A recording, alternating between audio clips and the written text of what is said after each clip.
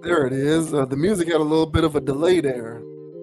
All right, ladies and gentlemen, JV Wins and Dogon SS, we are back once again for another edition of the Conscious Approach channel on YouTube. Thank you very much for tuning in as the boy Dogon um, shouts out his alma mater, Florida A&M University. Big ups to them. Thanks to everybody for tuning in, man. JV Wins Dogon SS. Today is August the 12th. Hope everybody out there is having a great week. And if you have not had a great week so far, we sincerely hope that your week improves. Before we get into the commentary for tonight's episode, as always, I want to say, for anybody who has not subscribed to the channel, go ahead and do your boys a big old solid. Hit that like button, hit the subscribe button so that you can get the notification whenever any content is published to the channel. And to everyone who has already subscribed to the channel, just know that we don't take for granted the value of your digital currency. I watch a lot of YouTube videos. I do not subscribe to a quarter of the stuff that I watch on YouTube. So we understand the effort that it takes to actually click the subscribe button. It is indicative of the fact that you believe that you are getting some value out of whatever the content is. And if you believe that you are getting some value, then we are doing our jobs. So thank you very much for that. I also want to say that we are now available on Spotify, Apple Podcasts, and Amazon Music for anyone who is wanting to check us out audio style, don't want to watch the YouTube videos, or otherwise you're not in position to watch the YouTube video, you can always subscribe to us on those areas so that you can get the content, hit in your headphones and whatnot. We're just trying to be available any and all places possible. So as we continue to kick this logical content, we want to be as ubiquitous as possible because we do foresee bigger things on the horizon for the Conscious Approach channel, whether you love or hate what we have to say or do. It will continue to expand as such because that is how the internet tends to work. The internet tends to be forgiving in that way. It'll reward the people who play the long game and just stay consistent and are earnest in what it is that they're trying to do. So with that out the way, we'll go ahead and get things kicked off, man. Juicy things percolating this week. So we're going to kick things off with an individual who is at this point 100% a friend of the channel. Not necessarily a fan of the music per se, but we have mentioned this guy on the channel enough times that he is certainly a friend of the channel. Fat Joe is a friend of the channel. Absolutely. And Fat Joe has a podcast with someone who needs to be more of the friend of the channel, but hasn't gotten there yet. But I am a fan of his nonetheless, Jadakiss. What they call their show, Joe and Jada, I think is the name of their show. Yeah, I think so. Yeah, so they talk about a litany of topics in the music world and beyond on their show. And they recently got into talking about the BET Hip Hop Awards. So I wasn't aware of this, but apparently the BET Hip Hop Awards, along with the Soul Train Awards, have been suspended by BET. And Fat Joe is unmuting to give his take as to what's going on with that situation, claiming that it's a form of gentrification. Fat Joe believes that the suspension. Fat Joe believes that the suspension of the BET Awards, the BET Hip Hop Awards, and the Soul Train Awards is a form of gentrification. So I will, of course, or rather, we will, of course, allow the man to speak for himself. So we are going to provide a little context here. So this says Fat Joe claims gentrification is responsible for BET Awards cuts. BET recently broke many fans' hearts by announcing that they suspended their Hip Hop and Soul Train Awards, and Fat Joe is not happy. On his Joe and Jada podcast, alongside fellow rap veteran Jadakiss, he explained why this move is a result of gentrification and underfunding in his view. So I'm not going to read the quote because we're going to play the little clip here. Let's see. So it looks like everything here is quotes. So amid Fat Joe and Jadakiss's other hot takes, This resonates particularly strongly with all different corners of hip hop and black culture. While BET said they will look for future ways to innovate with their content and endeavors, fans still don't know if this would keep those award spirits alive. We will see if these accusations get a debunk or confirmation. So here's Fat Joe on Joe and Jada talking about his belief that the suspension of the BET Hip Hop Awards and Soul Train Awards is the result of gentrification.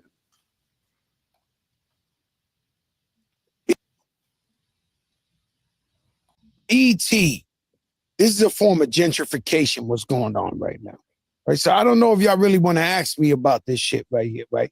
So BET came up as a community station for black people, right? The urban culture.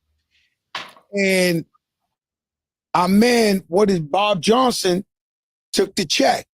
He sold it, first black billionaire, whatever the case may be. He sold it. He sold it to Viacom and Paramount, MTV and them, VH1 and them. Little by little over the years, quietly, they've been firing a lot of people behind the scenes in BET, and everybody who has something to say, they've been firing them and this and this and that. And I know because I've been working on the BET Hip Hop Awards for 3 years. Shit was like the budget, not for me, but the budget just getting chopped and chopped and chopped. And last year, I debuted my single with Khaled in the VMAs, and Katy Perry's still flying through the air in the VMAs. They still blowing out of the cannons. They still flying in the air. They still got all the tricks. They still got the budgets. They got the shit, you know. And so I think in the entertainment world, I don't think I know this was like a form of gentrification. They kept underfunding them, and you ain't got no money to be creative. That's why you was watching the Ratchet Awards and all that. They ain't had no bread. All right, so those are Fat Joe's thoughts on that. Um, that's not actually an accurate analogy because that's kind of not really what gentrification is. But I didn't know if you were going to cover that or not. But the floor is yours. Do you concur with Fat Joe that the suspension of the BET Hip Hop Awards as well as the Soul Train Awards, both BET entities, is a form of gentrification? Of course not. I think them being suspended is because they are both trash. The BET Awards. I'm gonna stick with BET. So the BET Awards, I know. Okay. The BET Awards need to be suspended. That needs to be suspended. That's a mess. So the Hip Hop Awards, I mean, it really doesn't stand a chance. That too has been garbage over the years. Hip hop in itself isn't really a genre where we want to see these guys get up there and accept these awards. These new dudes, whatever's going on right now, like it's all shard against the wall. And I don't want to see somebody go up there wearing a skirt, accepting the latest award for, the best drip, because that's all they're going to be doing. It's not about bars anymore. It's not about albums. It's not about concepts. Hell, it's not even about music videos.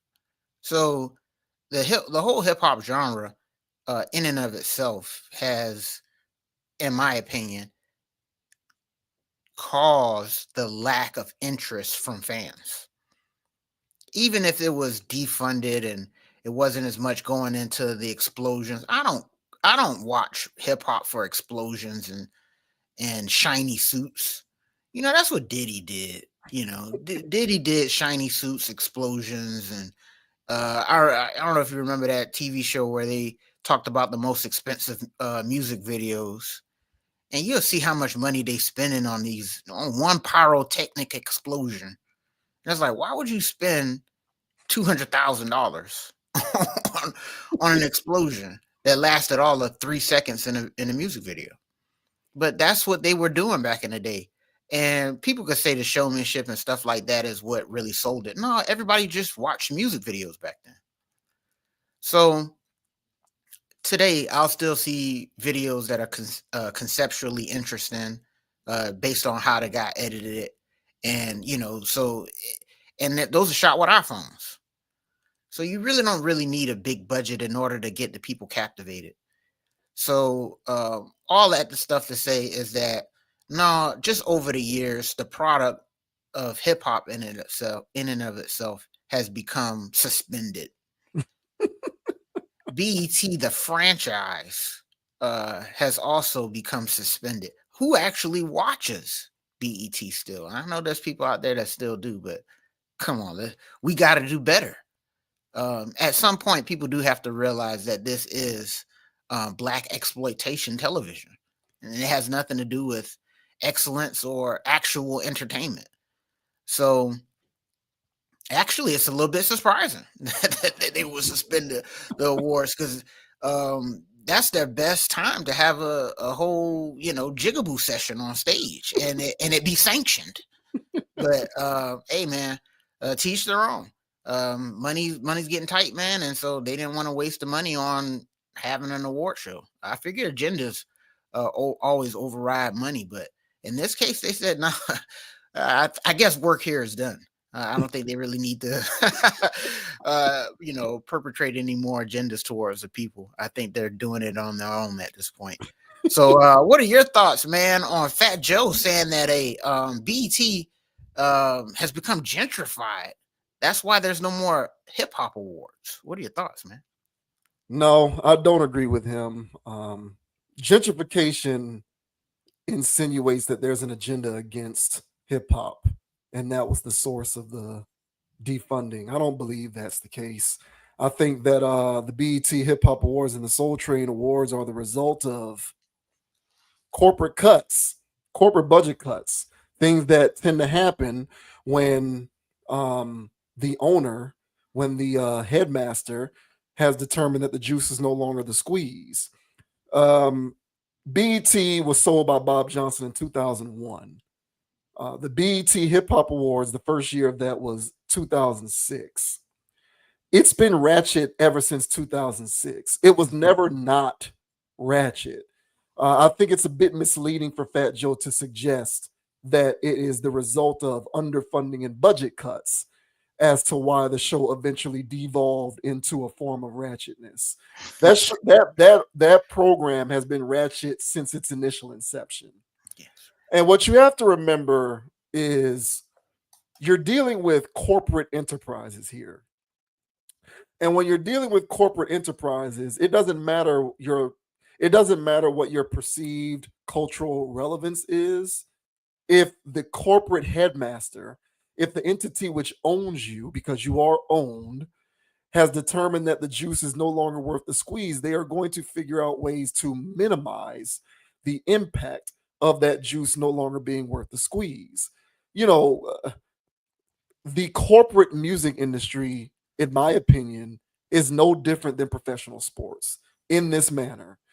In professional sports, a player has to be an elite, high performing producer in order for the organization or the franchise or the league to determine that an arrest here or an assault charge there is worth keeping that player around. Mm-hmm. If you're a player who's not producing and you're a marginal player at best, you're not a superstar, you don't necessarily bring in the ratings. If you're a player on that team and you're not averaging 30 a game and you're not a force multiplier, giving that team a chance to legitimately compete, you can't run around out here getting arrested and showing up late and getting bammed up on assault charges.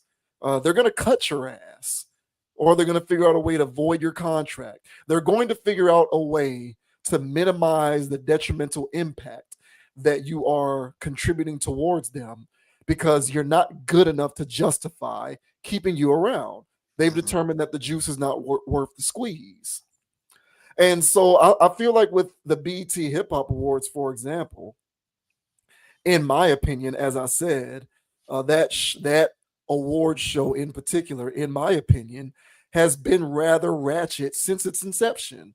Since 2006, I believe that show has been cringeworthy to watch, only because I know that they are trying to appeal to a larger corporate mainstream audience. And I can only imagine what the larger mainstream corporate audience is saying when they are actually being sold on the idea that they should devote time to sit down and watch the BET Hip Hop Awards. The thought in my mind that that's their goal made me cringe whenever I watched it, because I ceased watching it many, many years ago. When I did watch it, I cringed because I knew who they were trying to appeal to, and I know the individuals to whom they are trying to appeal are saying a certain thing about that program that is not very positive. Let's put it that way. So, given that, that audience is not going to be present. I don't think you are going to achieve the sort of mainstream watching appeal that you're looking for. Thus, all those other things are going to take place. Ratings are going to decline. Nobody's really going to watch. People are going to drag it on the internet and social media, clown it for the um, tap dancing, jigabooing fiesta that it is. And as a result, the juice is no longer going to be worth the squeeze. When the juice is not worth the squeeze, your owner is going to figure out ways to minimize the collateral damage associated with you. And in this instance, they decided to just suspend it until they can figure out a better way to present it as a product, which good luck with that. I don't see how you can make that happen. So to me, this is corporate much ado about nothing as far as I'm concerned. The product itself, much like an underperforming professional athlete, wasn't enough to justify said athlete getting arrested and catching speeding tickets and assault charges. Now, was the BET Hip Hop Awards doing the equivalent of getting arrested and assault charges? Perhaps not necessarily. That's debatable. But the point remains, in the eyes of those who owned it and who made those corporate decisions, those were the kind of cuts that they felt needed to be made. If you want to be able to sidestep something like that, don't sell yourself out corporately. But the ship sold on that over 20 years ago. The owner of BET sold this thing to a larger corporate entity, Viacom and all of that kind of stuff. When you do that, you are subjecting yourself to the mercy of corporate machinations. And there's nothing you can do about that. Now, the best thing that you can do to try to ward off these corporate machinations is to present yourselves with a little more professionalism and decorum. Now, if had the BET Hip Hop Awards been a little less street themed and ratchet, could it have survived this? Maybe. I think that that's a conversation worth having. But they didn't do that because they wanted to embrace all of those various anecdotes and themes because they believe that that is what makes them authentically hip hop. And they wanted to give that imagery to a mainstream audience. But it didn't work, as evidenced by the fact that they're now getting slashed. So maybe if you get another crack at it, you might want to institute a little more decorum into what it is that you do. But I hear all of the hip hop defenders out there are probably going to say, but that ain't hip hop. Well, neither is corporate, but you can't have both. You're not going to be authentically street oriented hip hop and all of this kind of stuff and do the corporate thing. You can't do both those things simultaneously. So you're going to have to pick one. And last time I checked, Viacom isn't looking to sell BET and all of its various holdings to some private independent buyer. That's not going to happen unless I'm missing something. So long as it stays within that corporate umbrella, that corporate apparatus, you're beholden to corporate rules. So maybe hip hop shouldn't have sold itself out for being corporate, but the ship sold on that many, many, many years ago. And if you're gonna if you're gonna play that game, maybe you should try to dial down some of the ratchetness. Because otherwise, they're going to determine that you're not worth the squeeze, and they're going to defund you, and that's what I think happened. Well, they've merged the ratchetness over to the regular BET Awards. I mean, that's turned into a thought pocket popping session. And they'll have a moment where they'll do a they'll remember somebody who passed away, and they'll have somebody coming out there singing or doing something. So those are always heartwarming. But the rest of it is just booty shaking ratchetness. And the current state of music in the Black community that BET would be covering, it's nothing but ratchetness. All the women rappers are ratchet. The ones that they hold up, the ones Right. that are in attendance. Right. The ones that are the champions for the music. Yeah. Yeah, the ones that are going to be getting awards. Hell, this past year, or this year, however you want to say it, they gave Glorilla, all right, a gospel award for the best gospel song. And it's like, and there was actual gospel songs on the list, but you know how rappers, they'll put that one song in there with their faith on the album. The rest of her album's doing regular Glorilla stuff. And she got an award for best gospel song. That's how BET do things.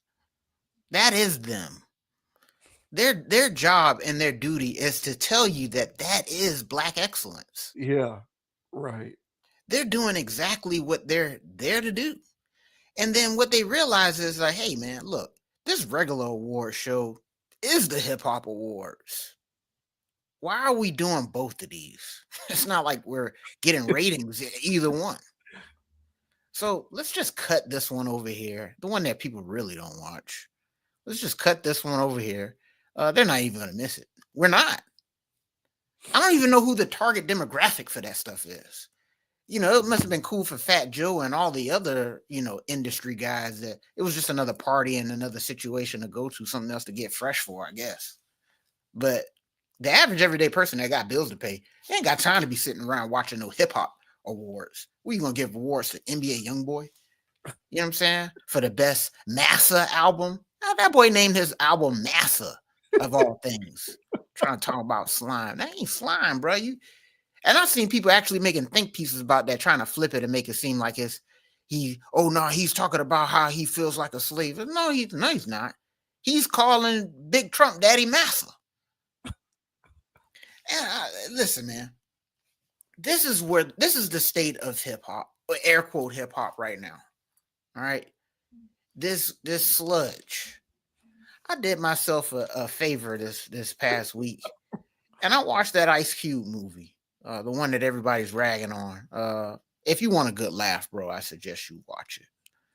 But as I'm sitting there watching it, it made me uncomfortable in a number of ways. I didn't care for some of the undertones going out throughout that movie, and I said, you know what?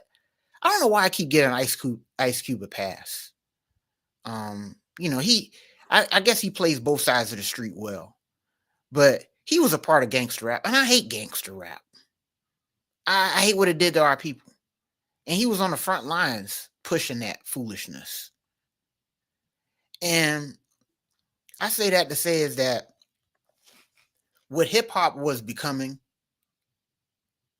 it was becoming something that some may say is mentally liberating. Like an African American form, using African American, but an African American form of reggae. It's a rhythm and blues type of situation where we were just doing things differently. But the premise behind it was for mental elevation and try to get out of these mental shackles that we're in.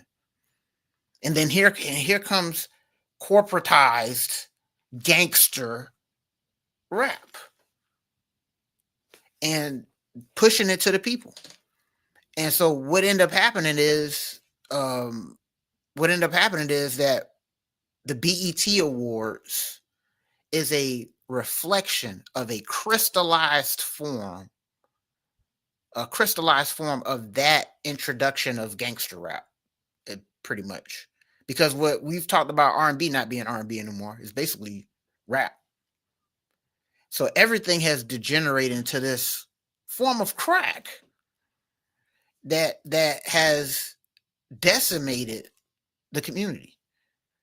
So I wouldn't be, me personally, even if this may be some part of some corporate stuff, I'm actually quite ecstatic about this, quite jovial, that this is gone. They need to get rid of BET as a whole.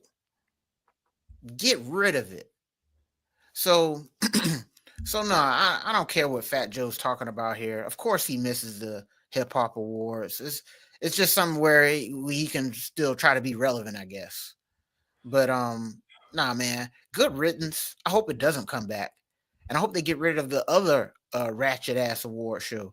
Last thing I'll say is that this year's Essence Fest was a debacle. People want to say because it was, they merged with Target, or it was Target was sponsored. I'm not getting into that. People ain't that hard pressed on boycotting. It just the previous year was a twerk fest, and Essence Fest used to be like a classy kind of upscale kind of thing, but they turned that into Sukihana popping pockets and Sexy Red popping pockets.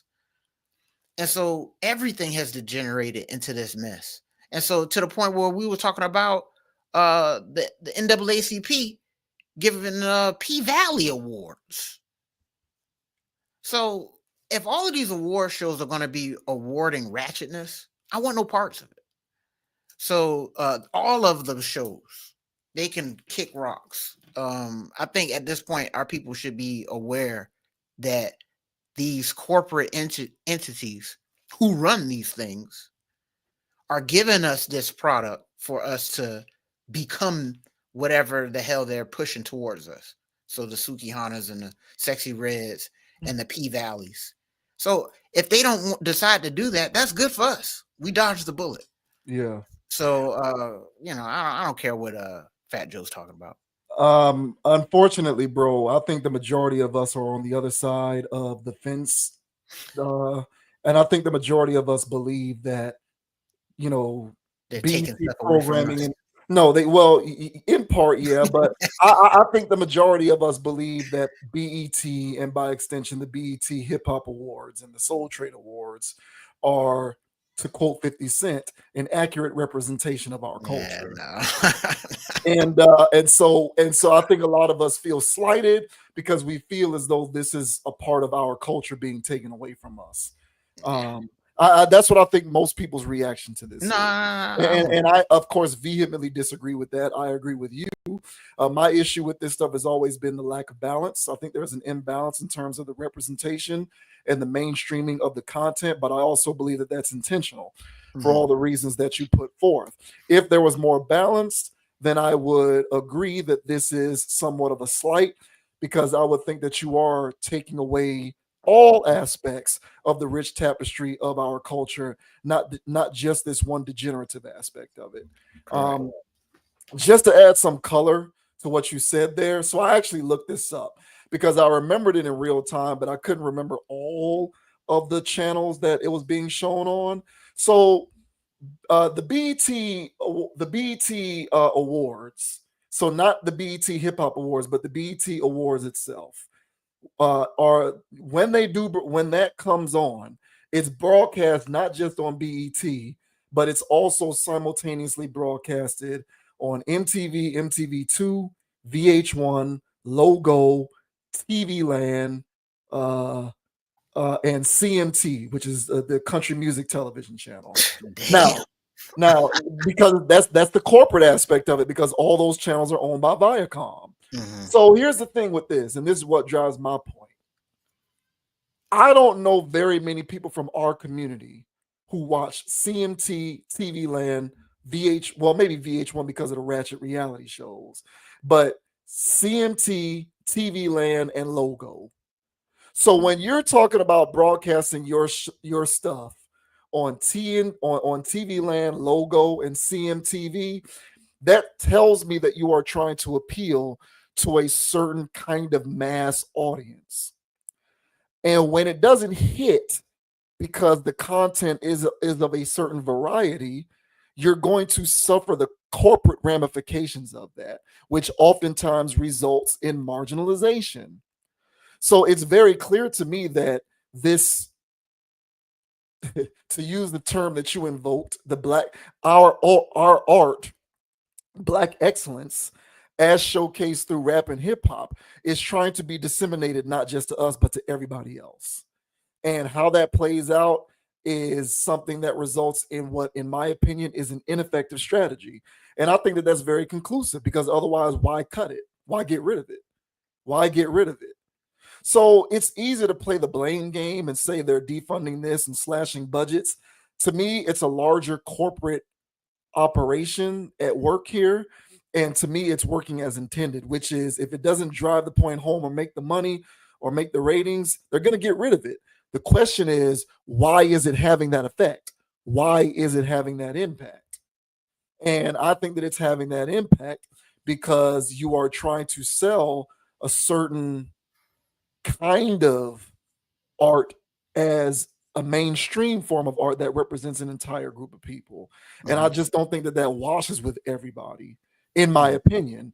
And so I think when that doesn't wash with everybody, you're going to see the result of that play out, which is people getting rid of stuff. Because at the end of the day, if the juice isn't worth the squeeze, they're not going to be able to justify keeping you around. They're going to void your contract. They're going to cut you. They're going to get rid of you. The same way they do a marginal NFL, NBA, Major League Baseball player, National Hockey League player, if he's good but not good enough to justify that person always getting arrested.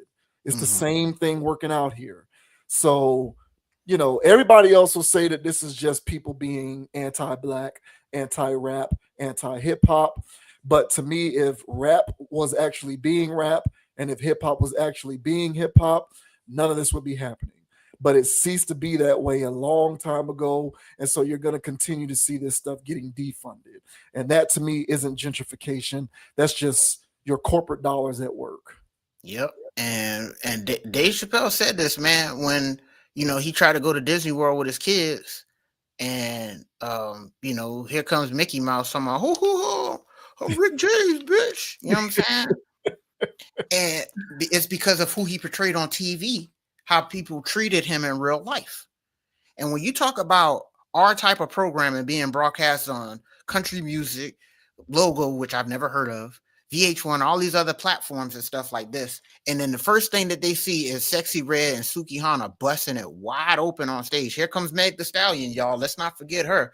Oh, and then Lotto and all the rest of the whatevers. Then, now we got the male rappers, but they're talking about ops and all this other stuff, and they're talking about drill this and whatever that. And then you see the representation of people that are demonstrated, and for whatever reason they're held at such a high esteem that we're giving these people awards for behaving this way. So at this point, these are now the de facto leaders of our Yeah. community. Yes. Yeah. And then, so from people on the outside looking in, go, well, of course. I mean, Suki Hana she should be like, I mean, she's the vice president of Black people, is she not? I see her everywhere. Meg Thee Stallion, And so then when I try to go somewhere, of course they're gonna click their alarm. They think I'm one of those op guys that they saw on TV. You know what I'm saying? Yeah. So Well, you're not for the culture. That's what. Yeah. That's what yeah. it is. So it's just like, so what do y'all want, people? The people that's out here defending BET, people that don't want to see it eradicated. You know what I'm saying? Those people. What do y'all want? So y'all can't, on one hand, when you're in real life encountering real life racism, because of the images that are portrayed to you on BET and other similar platforms. So, but you want to sit here and uphold power, empire, all these other goofy shows and stuff like that portray you in the same light over and over and over again. No wonder they want to act funny with you when they stop you at the red light. So my whole thing is, something has to give. And it's all this garbage programming. So Fat Joe, you can kick rocks and get suspended with the rest of this crap. Got time for your nonsense. I can't believe him, man. Yeah. I'm looking at that category. That is the Dr. Bobby Jones Best Gospel / Inspirational Award. And there was so Pastor Mike Jr., I'm assuming he's a gospel artist. Yolanda Adams, of course, featuring Sir the Baptist and Donald Lawrence. Sir the Baptist. You didn't give Sir the Baptist the award. Right. Maverick City Music, Jordan Sparks, Chandler Moore, Anthony Garguilla, Tamala Mann, and the winner of the award was Glorilla. Glorilla. So that is hilarious. Over Yolanda Adams. Yeah. Come on, man. Come on, man. Let's not. Let's come on. Stop. And the thing about it is, you can't really say BET get it together because they're a corporate entity and they're owned. Exactly. So they're at the whims of their corporate, owner. The person who runs the house, massa, literally, and whatever they say goes because you've been sold this thing out. So good luck getting them to figure it out. But they'll pick on the low hanging fruit and talk about how this is an agenda against hip hop. But to that end, I would say, what is hip hop? What is the agenda against? Explain to me what hip hop is anymore. And I would say BET in and of itself is an agenda against hip hop. So Kid Rock, man, unbelievable.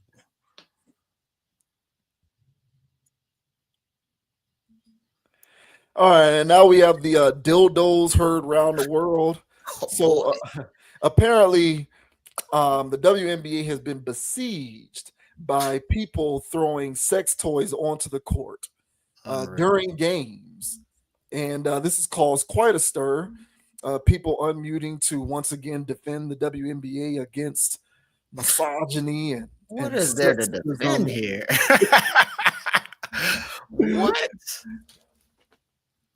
So a lot of people have been talking about this situation. You know, the, the way that this is being talked about in the media is yet another example of, I guess humanity's hatred and sexist attitudes towards women and women in sports. That's kind of the way this is being talked about in the media. But to anyone who is unaware, beginning on July 29th, there were people who would show up to WNBA games and throw dildos onto the court, sex toys onto the court. Wow. And it got this whole conversation started. Now, apparently, there's a cryptocurrency group that's claimed responsibility for what's going on, but it spurred several copycats who started showing up at WNBA games and throwing sex toys on the floor. And so now a lot of people have opinions as to the impetus behind people's motivation to do this sort of thing. So yet again, the WNBA is in the news for things that are not sports related. And it's giving people another opportunity, I guess, to talk about how the world is against women and women in sports. So I'm not going to read this entire article because it's a bit long, but I'll read just enough for everybody to get the general idea. So this says, how sex toys thrown at WNBA games revealed a weird window into online culture and opened old wounds for women's sports. A bizarre and decidedly cruel string of incidents has eclipsed the action on the court in the WNBA this week, and top figures in the league are calling out the disrespect they're feeling as a result. What began as a seemingly isolated incident of a fan throwing a sex toy onto the court during a game on July 29th has spawned a series of copycat incidents, drawing outrage from players, coaches, and commentators alike. The reported story behind how it all began has opened a strange window into the Gen Z meme culture, the desire to go viral, the bro culture surrounding cryptocurrency, and the continued sexism and misogyny that still surrounds women's sports.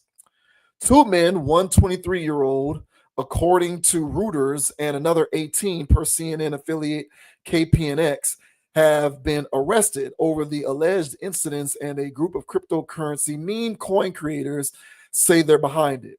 The charges associated with the acts include disorderly conduct, public indecency, slash indecent exposure, and criminal trespass. The incidents have been the subject of jokes from right-wing commentators, notably Donald Trump Jr., but those closest to the incidents don't find them funny. This has been going on for centuries, the sexualization of women. Minnesota Lynx head coach Shell Reeve told reporters on Thursday. This is the latest version of that, and it's not funny, and it should not be the butt of jokes on radio shows or in print or any comments. The sexualization of women is what's used to hold women down, and this is no different. This is the latest form, and we should write about it in that way. These people that are doing this should be held accountable, and we're not the butt of the joke. They're the problem. On Friday, a WNBA spokesperson said the league was working with law enforcement agencies to pursue anyone engaged in this conduct or otherwise involved in sponsoring this reckless and unacceptable behavior so that they will be arrested and charged with relevant felony charges.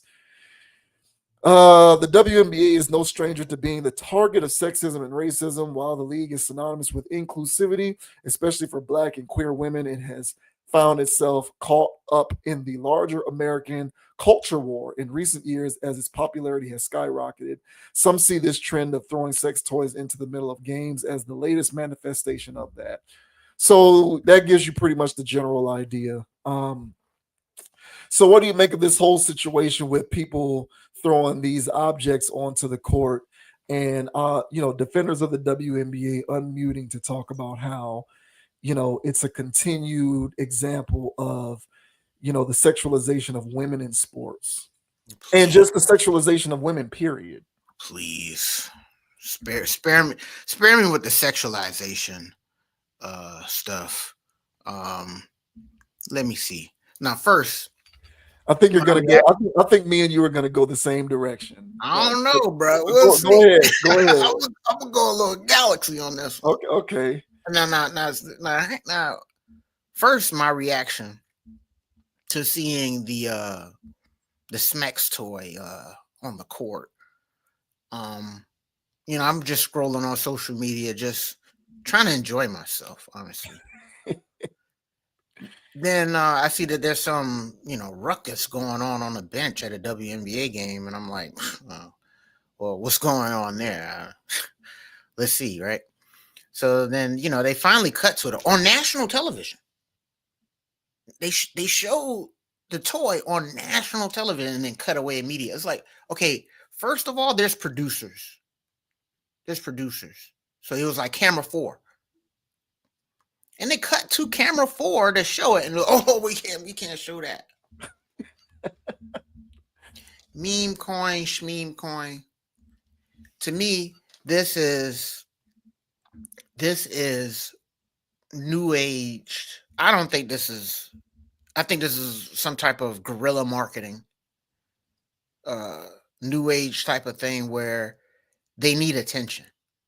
Caitlin Clark is not even playing. There's all kinds of stuff. Ratings, I'm sure, are up and down. They need more attention. And to me, this was some type of guerrilla marketing, if you ask me. Where yes, the WNBA is in the headlines again, but unfortunately, it's not for sports. But they have to remain in the headlines because let's be honest, there's not too many people checking for the sports aspect of whatever they're doing. So the only way that they can make splashes is through, throwing things out on the floor, apparently. This is coming off the heels of their All-Star weekend where they were having live streams, and we saw what was going on in those locker rooms. If you didn't, please do yourself a service or disservice, depending on what your cup of tea is. I saw some stuff in there and some behavior that indicated to me that those Mex toys that's being thrown out there on the floor, it seems to be something that's part of their lifestyle. So to be honest, they're so open with the fact that they are living a alternative lifestyle. It's a bit aggressive. And this past All-Star weekend, I feel as though they were very aggressive with it. And so to the point where them throwing that out there on the floor, I was like, yeah, that's a little wild, but at the same time, it's right up their alley. I saw the women not be offended initially. They were laughing. They were, oh my God, ha ha ha, they thought it was funny. But I guess the repeated thing, I guess that's throwing like bananas at Black people on stage. I guess it's some type of sexism. Last thing I'll say, just to, and I'll get into it in my other point, but the part about it being, sexualizing women, please. Nobody's sexualizing the stud buds. Nobody's sexualizing Brittany Griner. They're not sexualizing them. I'm sorry. Okay. So they can miss me with that. I got more of that on the back end, man. But what are your thoughts, man? First of all, okay, the Smex toys. being thrown out there on the floor, and then the clapback from these coaches and others saying that this is just a form of demeaning and sexualizing women. What are your thoughts, bro? Yeah, I think all of that's BS. First of all, to address, they're using this as yet another opportunity to engage in victimhood. Yeah, of course. This doesn't have anything to do with women in sports or It does. women, It does. because women, you have professional women tennis players, you have professional women golfers, you have professional women soccer players, you have women competing in the Olympics.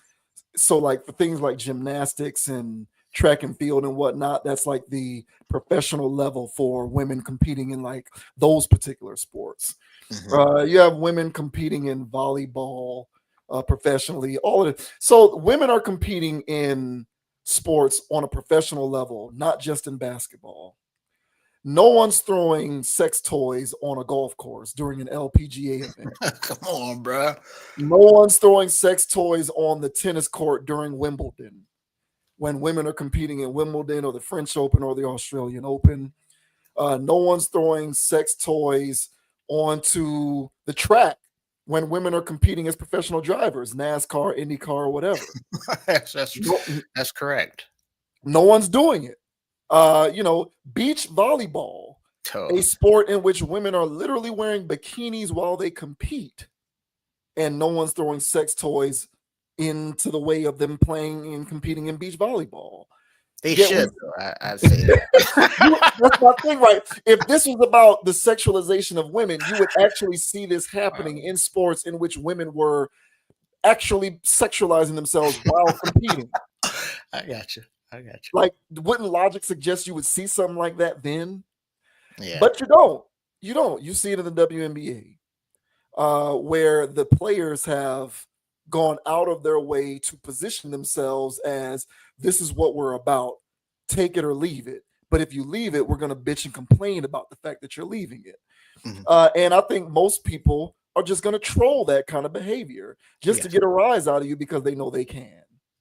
Like, the WNBA is showing itself to be the most insular and easily triggered amongst all of the sports, amongst all of the leagues, in terms of the people who are actively involved in the league, as well as the fan base. Like, they're so triggered and insular. You want people to love you, and then when people start paying attention to you, you complain that not enough people know about your history. You want people to pay more attention to you, and when people start doing it, you start going against the player who brought you the notoriety because you're upset because more players should be getting the notoriety. Do you want the notoriety or not? Like, I think the WNBA is in a state of flux in which it does not know what it wants to be, and it's trying to figure it out on the fly. And in the midst of all of that, it's doing all of this complaining over things that it shouldn't even be complaining about. So this is a WNBA problem. It's not a women's problem. It's not even a women's sexualization problem. It's a WNBA problem. People are choosing to troll the WNBA because they know they're going to get a rise out of you. Because if they do it at a soccer event, it'll probably get ignored. If they did it during tennis, it'll probably get ignored. But they'll do it during the WNBA because, due to the lifestyle of a lot of the players that are playing in your league, they know that you can use that as an example to talk about how people are being victimized. And it's the easiest thing in the world to do. It's low-hanging fruit, in my opinion. And furthermore, and this is the point that I made about Angel Reese. I don't know if you know who Sophie Cunningham is. She is a WNBA player who plays for the Indiana Fever. So she used to play for. So I know probably more than the average guy about the WNBA because my mom watches the WNBA. And so because of that, during the summer, sometimes I probably watch more than the average amount of WNBA because my mother enjoys it. And so I'll sit down and I'll watch it with my mom. So I was aware of who Sophie Cunningham was. I know she used to play for the Mercury, and now she plays for the Fever. She's a teammate with Caitlin Clark. Yeah. And Sophie Cunningham, since becoming a member of the Indiana Fever, has has become exponentially more popular. Yes. Not because of her play as a basketball player, in my opinion, but it's because of two reasons. One, she plays on the Fever and is a teammate of Caitlin Clark. And so if you're in Caitlin Clark's vicinity, you're going to be able to absorb some of that attention naturally. But it's also because of stuff like this. Like, it's also because of stuff like this. So, and I say the same thing about Angel Reese. Like, I can't take you seriously as someone who wants to eradicate women's sexualization in your league when you what's the word I'm looking for? When you opt, when you opt, like you take on your Mm-hmm. own form of sexualization, like you're Mm-hmm. doing this willfully. Mm-hmm. No one's making her dress this way. She does it of her own volition. Of course. Last time I checked, that was sexy. Like Yeah. she's dressing that way. I would say I don't think anyone would disagree that dressing that way is sexy. Is that a bikini line or an actual? That's nothing there. That's just a bikini Yeah, line. no, that's just that thing she's wearing over it. So yeah, That's she's not insane. wearing anything underneath. So my whole thing is she's sexualizing herself in that instant. Mm-hmm. You're doing that willfully. Now I get it. Women want to be sexy and look sexy, and I guess this day and age, being naked is tantamount to empowering oneself as a woman. Ah, my So, bad. Yeah. Yeah. and so I get it, but make no mistake about it. When you voluntarily sexualize yourself, you open up the door for people to throw sex toys onto a court and add to the environment of hypersexualization that exists around your product. So my thing is, if you came to court in more sexually neutral clothing, showed up maybe in, I can't say show up in a suit because they got rid of that rule in the NBA. Like NBA players don't even have to show up in suits. Yeah. But maybe Anywhere. maybe if you showed up in clothes that were less sexually charged, maybe you could contribute to doing your part to eliminating some of the sexualization that you think is such a problem with your league. But you got people like her and Angel Reese and others. There's several other examples doing this kind of stuff voluntarily. Yep. So what are people supposed to do with this information? I don't get it. My advice is just embrace all of it. Just embrace all of it. The only point that I get with this is somebody can get hurt. So I guess like if, if Right. if players are running on the court full speed, someone throws something onto the court and somebody slips, maybe they can sprain an ankle, something can happen. So the point about people could potentially get hurt with this, I can rock with that. But what I can't rock with is, oh, woe is us. We're always being sexualized by all you sexists and misogynists. When you have players who are showing like this, showing up to get a pregame like this. Mm-hmm. This is before a game, bro. This wasn't some event. This wasn't like a charity event Met or Gala. yeah, this wasn't a gala event or some industry party. This wasn't anything like that. This was like pregame. She showed up to this pregame. Mm-hmm. And and she does this routinely. Like this is what she's being known for. Now that of course is more neutral. That's slightly more neutral, but it's still suggestive. Again, slightly more neutral, but still suggestive. But then there's that. Mm-hmm. And so my thing is, what do you want people to do with this? And this is what she's become known for. There was another one where there was one more that I wanted to show. If I can let me stop sharing this real quick Mm-hmm. because there was one more that I wanted to show. And my whole thing is figure out which sandbox you want to play in. Like, are you trying to be the professional league that wants to be taken seriously and not be looked at sexually or as sexual objects? Or are you trying to still take advantage of the ancillary benefits that come along with your hypersexualization, but also be taken seriously? Like you're going to have to pick one because I don't know in what world practically you're going to be able to obtain both. I'm not exactly sure how that works. And the latest one that was that had people talking was her and a teammate. They showed up before a game and they were wearing something that had people talking. Here it is. I found it. So let me see. Let me share this real quick. Now, again, it's a bit more in the neutral category, but it's still suggestive. So this was her and another player who played on the team, Lexi Hall. They both played for the Fever, and they showed up to this. They showed up pregame wearing this outfit. I see two women dressed like that. The first thing I'm thinking about is sex. I'm not. I'm That's not. your problem, sir. I'm not thinking about professionalism. I'm not thinking about basketball. I'm thinking about sex. But I guess I'm the psycho. I guess I'm the misogynist because I am That's unable. conservative for today's Yes, standards, bro. but my point is, I guess I'm the misogynist. I'm the sexist for being unable to decompartmentalize dressing like that from being professional. So I guess it's my responsibility to have to figure that out. I guess is what they're trying to suggest with all of this. Yeah, I guess. I guess. Like the WNBA is in a bit of a hard way. They can't figure out who they want to be, and I think they're killing themselves in the process, doing all of this bitching and complaining. Um, yeah, I can see the point that people can get hurt, but miss me with this victimhood about sexualization and sexualizing women in sports. Show me examples of this happening in women's tennis or the LPGA or gymnastics or volleyball, softball. I don't see it. I only see it in this league, and I think that there's a reason why. Well, I told you, man. This stuff started after their little All-Star weekend, and those live streams were a bit aggressive for the alternative lifestyle stuff. Our girl here, Caitlin Clark. Now I'm not sure if it was the All-Star weekend or something that was like leading up to it. It's not like I'm watching it, but I think it was something like that where there was all these women in the locker room celebrating, and Caitlin Clark is leaning forward to engage with the fans. And here comes a teammate, walks up behind her, and starts essaying her by air humping her.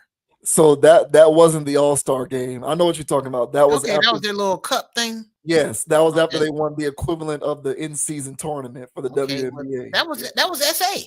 It was. I'm actually surprised Caitlin Clark didn't get canceled for that because Caitlin Clark's reaction was, "Did you see the whole bit? Like Yeah, for the whole?" Caitlin Clark was like, "Hey man, I ain't on that." yeah. So like she like pulled away from her teammate, letting her know like, "Hey, I don't do that kind of stuff." That's SA in 4K on live.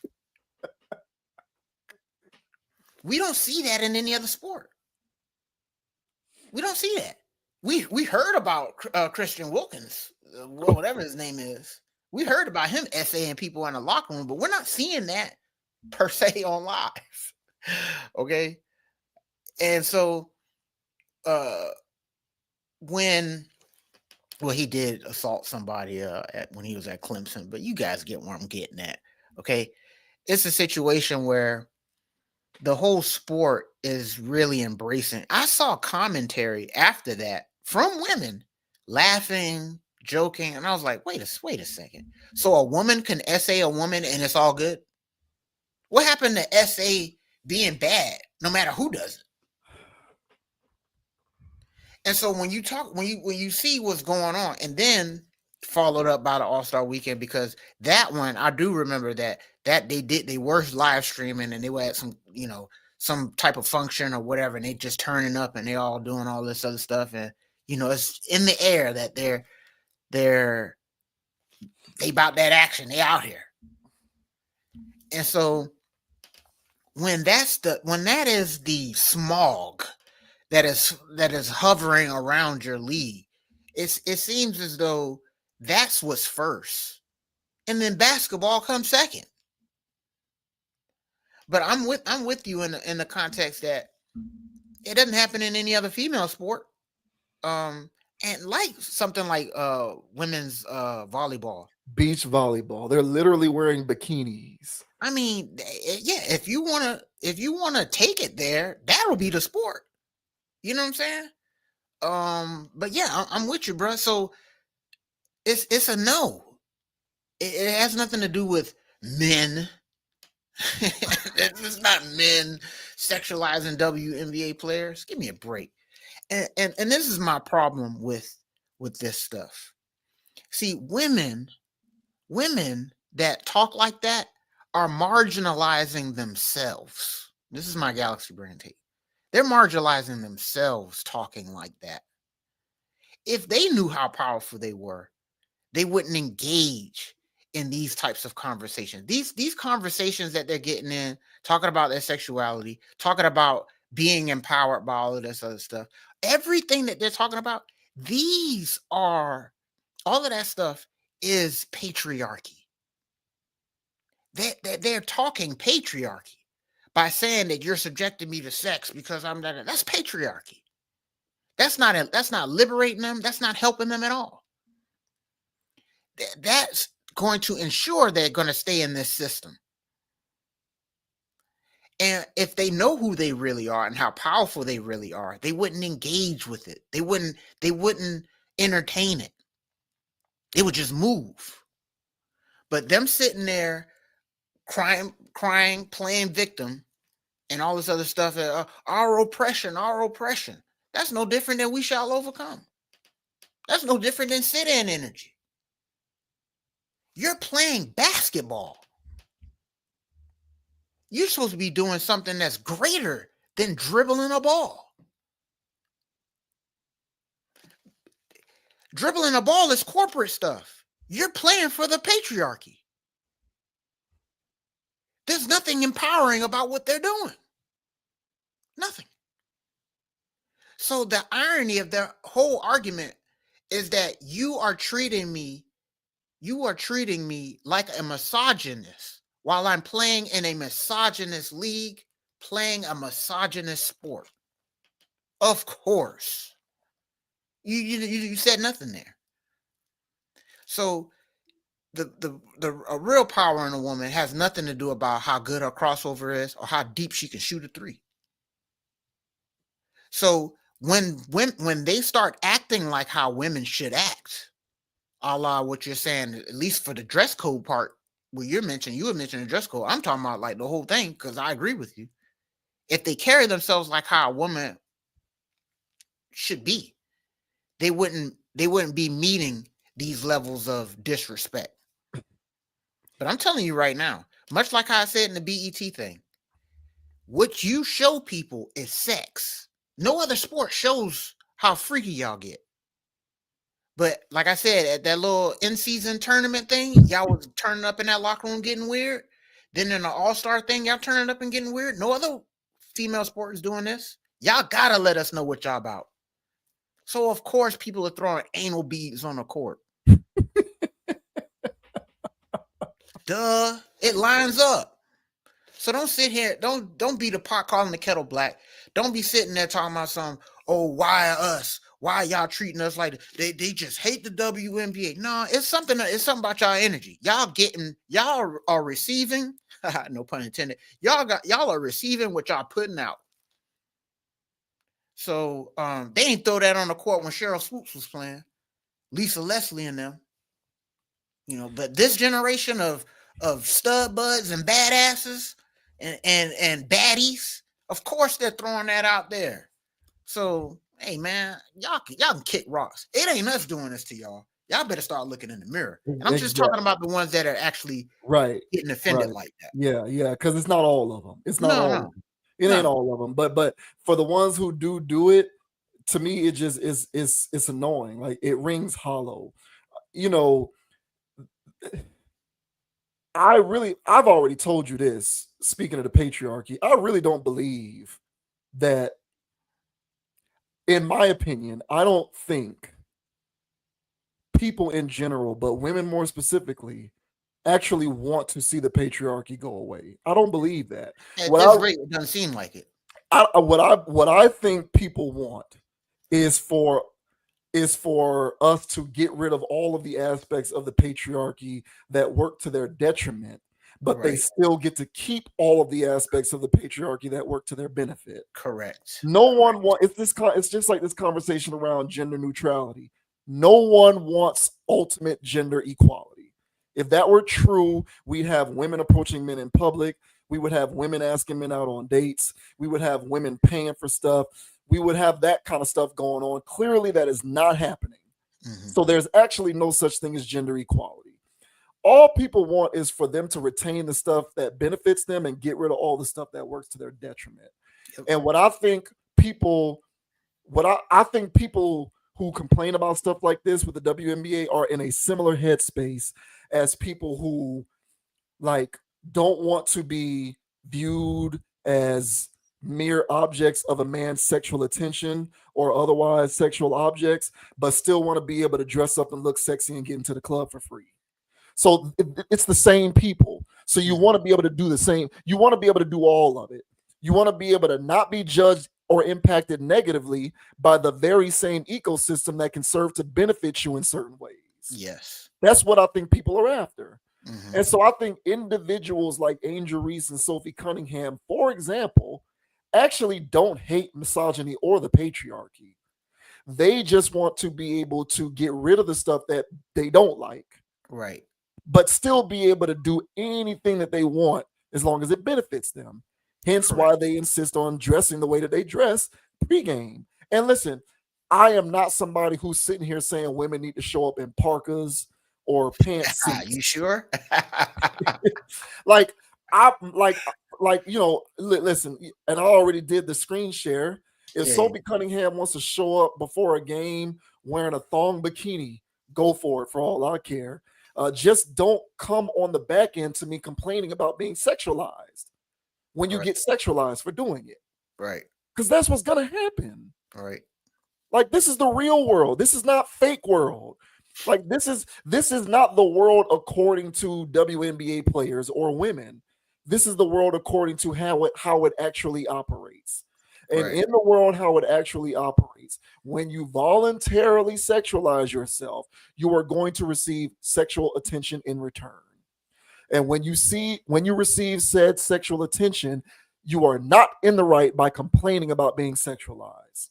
Because if you didn't want to be sexualized, you would not voluntarily sexualize yourself. And I feel like that is a microcosm of a lot of insanity going on in the rest of society, where you have a lot of people who want to be able to do whatever they want, but not accept accountability for the behavior that they put out there. And women like this are no exception. You claim to hate misogyny and the patriarchy, but when you dress like that, you're actively looking to benefit in the ways that the misogyny and patriarchy can benefit you via dressing that way. Yes, bro. So pick one, figure out what you want to do. But don't come at me talking about I'm being a misogynist or a sexist or engaging in sexualization because I don't see you the same way that you see yourself, which is as a victim because people throw sex toys on the court. Figure out who you want to be. Just figure it out. Yeah, I agree, man. So we'll see what happens with the WNBA and all of this stuff because me personally, I was really thinking about real talk. I was really thinking about the youngins when they showed it on national television. Because at that point, somebody had to have a conversation with this thing. And here goes those ladies. Instead of being offended, they were laughing. And so the same thing with the Caitlin Clark thing for the youngins that are sitting there watching that, and they get down with Caitlin Clark, and here she is bending over and getting SA'd on live. And everybody thinks it's funny. I saw memes and women sitting there laughing, like not even calling it SA. That was sexual harassment. But hey, so when your league is constantly dealing with these topics, y'all gonna get these types of things thrown on your floor. Yes, there's if it's in passing like it was for decades leading up to this point, it would have just been whatever. But there's something going on right now, and as I mentioned, it's just a little too out and open. And it's a little too apparent. It's a lot of celebrating of that lifestyle, which teach their own. But when you're doing that, you can't get mad at what comes with it because it's not happening in any other sport. Exactly. So If it, y'all, Yeah, go ahead. Y'all are the ones with the banner and the flag, and y'all coming straight out, unlike any other sport. And then this happens, unlike any other sport. And then you want to say that it's everybody and the no, you're reaping what you sow. If you put some damn apples in the seeds in the ground, you're gonna get apples. Don't get mad at me. So yeah, man, I can't stand this stuff, man. I know there's reasonable women out there that just want to watch their W and go home. All right. But for all the rest of the stuff where there's all of this, hey, they just can't stand us. No, you guys are beating the drum of let's antagonize our viewers, let's antagonize the people that want to, and that's what gets the attention. So hey man, teach their own, man. Y'all can have at it, but I'm not buying it. Yeah, it's BS. It doesn't happen in any other women's sport. So No. it's specific to the WNBA. So this is not about sexualizing women. No. And I remember Danica Patrick. She was big in IndyCar before she went on to NASCAR. And the thing with her was she's a attractive woman who's participating in a male dominated field. I guess you can call professional driving a sport. But the thing with her is she never really had to deal with stuff like this because, you know what I'm saying? She was trying to do her fashion thing and take advantage of her sex appeal, but it was always away from NASCAR or IndyCar. It was always on her own individual endeavors where you would see her showing more of her body or dressing sexy or doing that kind of stuff. She wasn't showing up hours before she was supposed to race at a NASCAR event looking like she was trying to be a bad bitch. Right. She wasn't doing that. So she didn't necessarily have to deal with that kind of stuff. And what the WNBA fails to understand is there's always consequences for behavior. You cannot just do whatever you want.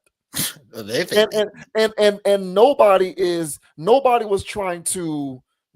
looking at Danica Patrick and saying she's any less attractive or any less good looking or sexy because she wasn't showing up at her place of work trying to be sexy.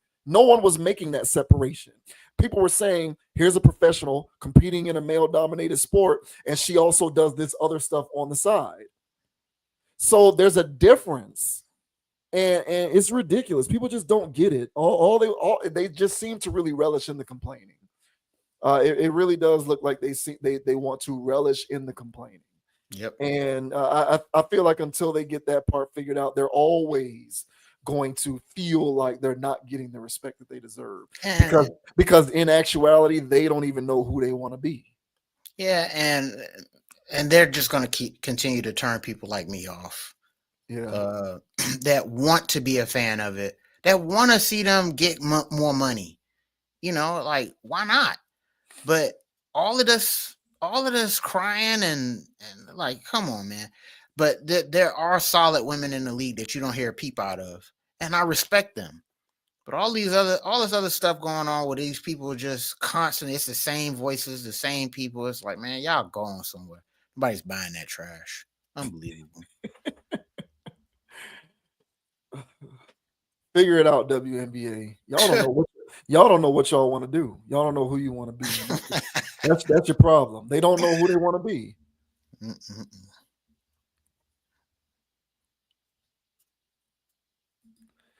And now we got Jake Paul, who is threatening litigation against anybody who would dare claim that his fights are staged. So Jake Paul has been dealing with people asserting that his fights aren't on the up and up ever since he came onto the scene and started taking advantage of boxing against,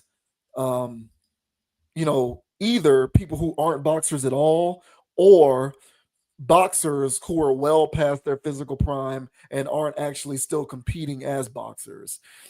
So people have had a lot to say about that. A lot of people believe that the Mike Tyson circus masquerading as a boxing match was predetermined.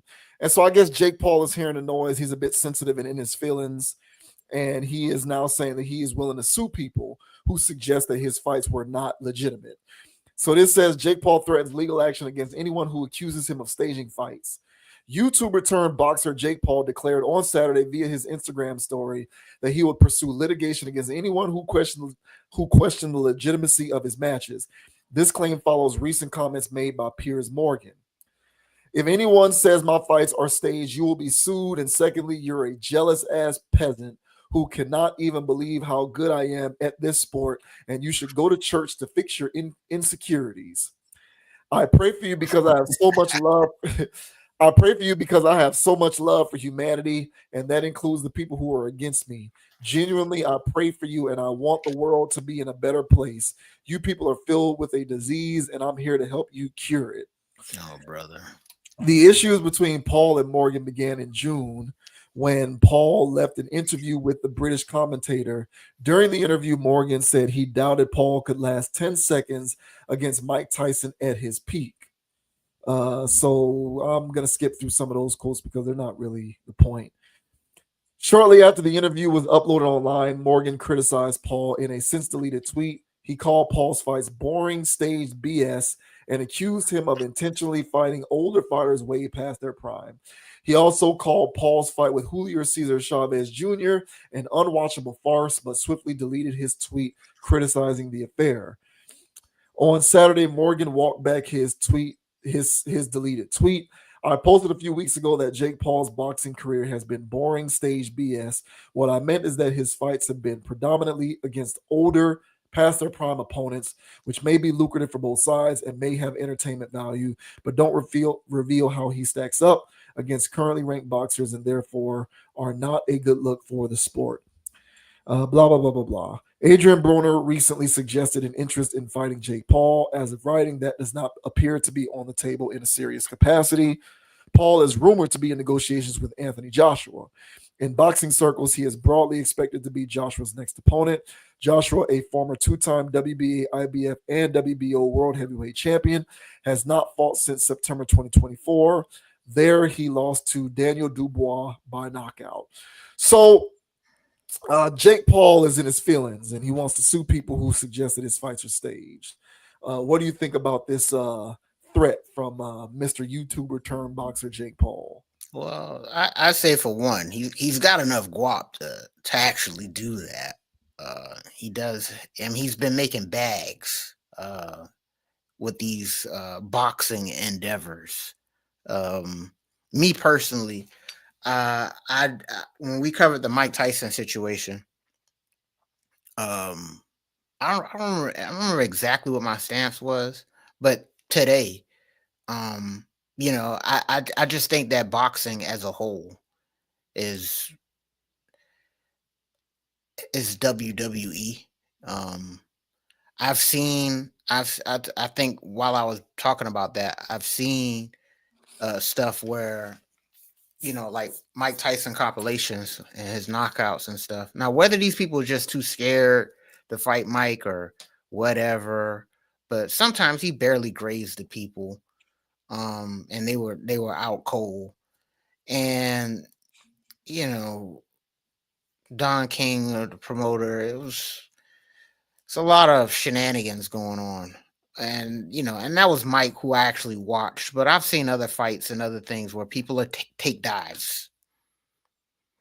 Now, whether or not people want to call it fake or not, I don't know if there's some type of because WWE's real. I mean, mankind would bleed, so there's elements of realness to it. Take your pick, I guess. But to me, if there is some type of situation that goes on in boxing in general, I wouldn't be surprised. It's run by Vegas, and so the house wins all the time for a reason. Uh, Nobody got that much luck. See, when you're talking about gambling, it's probabilities, and the house always takes a stand on probabilities, but the house always wins. Well, why would that be if there isn't some stacking going on in that deck? So I say that to say is that boxing is Vegas, much like other sports is, but boxing is Vegas. So if there's some shenanigans going on out there, wouldn't be surprised. It just wouldn't be. So this whole Jake Paul thing turning into a boxer, uh me personally, I never really looked at it as um legitimate boxing. I looked at it as circus boxing, celebrity fight night boxing, even though he might have fought real boxers, who knows? I don't know. But I always looked at it as a sideshow. Fighting a geriatric Mike Tyson, that's a sideshow. You know that's man boxing kangaroo. I can't take this guy who boxes kangaroos seriously. So for him to get upset when people want to call out him boxing kangaroos, and it's like, well, how legit are you when you're doing these side quests and these weird little things over here? Like, how how actual of a boxer? How nice are you? You know, you're always winning. What's that about? Like, so people could have questions when you're behaving as a carny. He's just a very highly paid carnival act. And so I wouldn't I mean him with a real boxer, and they actually boxing. I don't know how that will go, but I'm sure it wouldn't go like the rest of his other boxing matches. So all in all, yeah, he can get upset about it, but people having questions about it is fair. Me personally, I don't give a damn. But I would say that as far as the whole thing that goes with boxing, UFC, and all those other things, man, I've seen too much shenanigans, where it's like that wasn't a real knockout, or that wasn't a real whatever, to lead me to believe that not every outcome is genuine. So I would say that, man. But what are your thoughts, bro, on um, Jake Paul saying that he's ready to take legal action on people out here saying that he's not actually out here whooping ass? What are your thoughts, bro?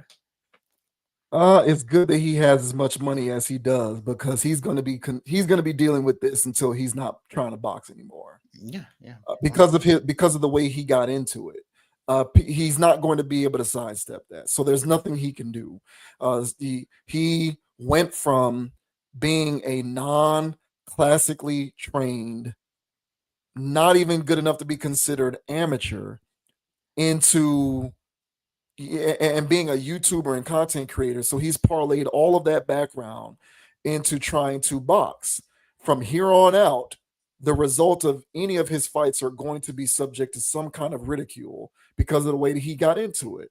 Like all he had to like, I don't want to say all he had to do as if it's so simple, but if the way he got into boxing was, training from the ground up, running the amateur circuit, performing in the Olympics, doing it the way most boxers do, and now you're just coming up in the amateur and semi-pro circuit fighting people who are also training at that level, trying to make it to that point, and you're getting into those fights and you're taking your licks, you win some and you lose some, and then you start fighting actual boxers, none of this would be happening. But he got into it off of the back of his career as a content creator and started fighting exhibition fights. Mm-hmm. It is what it is, bro. Like people are going to be suspicious of the result of your fights because of how you got into it. Um, Now I will, and here's evidence of that because I'll be perfectly honest. If he were to, hypothetically speaking, actually get a fight solidified with Anthony Joshua, I would say to myself that's legitimate because Anthony Joshua is legitimate. He's been in many fights. He's held belts as a heavyweight in several different divisions. Like he's definitely somebody to whom, if you fight, it's legitimate. But because I respect Anthony Joshua's career arc as a professional boxer, if him and Jake Paul were to fight and Jake Paul were to win, I would think that that was weird. I would. Yeah, well, So my point in saying that is Jake Paul is in a lose-lose situation here in terms of wanting people to believe that he's always on the up and up and legitimate in terms of his fights. Mhm. Because I've been watching boxing my whole life, and I find it very difficult to believe that an individual such as Anthony Joshua would Mhm. lose to Jake Paul. I agree. I find that very hard to believe. Like this guy fought Vladimir Klitschko. You're not going to beat Vladimir Klitschko at some point in your career and then lose to Jake Paul. Why not? So in my opinion, Yeah, I hear you. if he were to lose to Jake Paul, I would be suspicious. I Mhm. would. So I guess Jake Paul's gonna have to sue me too. So my whole thing is, bro, Jake, um, you need to stop fighting exhibition, stop competing in exhibition matches. Fight Yeah, get in. boxers. Yeah, get in there. Like just fight boxers, bro. This is not rocket science. You're complaining about people who think that your fights are on some weird stuff because you're not fighting actual fights. You're doing you're doing exhibitionism. This is not hard. This is not calculus. Right. Like this is basic arithmetic. You don't even need to fight marquee fighters. Fight professional fighters who are not going to command the A side of a pay-per-view match. That would suffice for a lot of people. Mhm. Fight professionals who are going to be on undercards. I'll give you an example. A big fight is coming up, I believe, next month. Terrence Crawford versus Canelo Alvarez. That's the fight. That's the biggest fight in many, many years, in my opinion. It's probably the biggest fight, in my opinion, honestly, since Floyd Mayweather versus Manny Pacquiao, in terms of the fanfare and the excitement. I know Mhm. we've had some that have come since that, like Terrence Crawford versus Errol Spence Jr. That one was pretty big in terms of the hype. But I think Canelo versus Terrence, to me, hype wise, is a bigger deal, is the biggest deal perhaps since Floyd Manny Pacquiao. If Jake Paul fought another professional on one of the undercards of that fight, people would look at that legitimately. I think people would look at that legitimately, Mhm. especially if he lost, Mhm. because theoretically he shouldn't lose. Anybody who's on an undercard of a fight of that magnitude should beat Jake Paul, Mhm. given Jake Paul's history as a boxer. Correct. So if Jake Paul were to lose, Jake Paul's going to come out of that scenario, no matter the outcome of the fight itself, a winner, because people will look at him a little more legitimately. Mhm.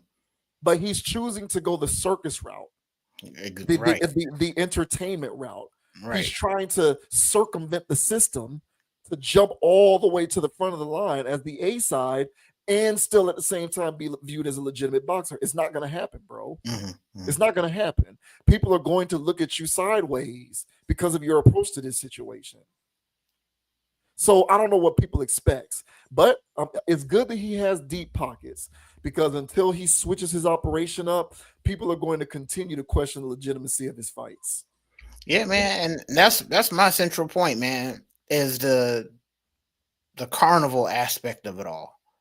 Um, I don't take it serious, and if I'm not taking it serious, I don't give a damn if it's real or not. Well, I don't care. I mean, but to your point, even saying it, if you don't take it seriously, I Mhm. feel like by default it's not real. Like I guess it is real because it happened, but Mhm. if you're dismissing it as this ain't a serious thing, then it's like it is like by default kind of fake and didn't happen in a Yeah, roundabout way. in a roundabout way, but just the mere fact that there is boxing that go on that I go that was a legit fight. And like I told you before, there's other fights where the guy clearly took a dive. Like, I don't know the percentages. All I'm saying is that guy didn't get hit for real, and he on the ground shaking. So that happens in actual boxing. But when you're doing carnival style boxing, where you're fighting other streamers or retired boxers, and it's just this whole thing, and it goes through none of the regular channels of actual boxing that you mentioned. that there's an aspect of it that go, well, I don't care what the hell y'all got going on over there. You know, if it's fake, if it's real, in any event, I'm on the same page with you in the sense of it's not legitimate from the aspect of you didn't go through the proper channels and the ranks and stuff like that to be actually heralded as an actual boxer. So yeah, you're coming off as an entertainer at a carnival. This is an act. That's how it comes across.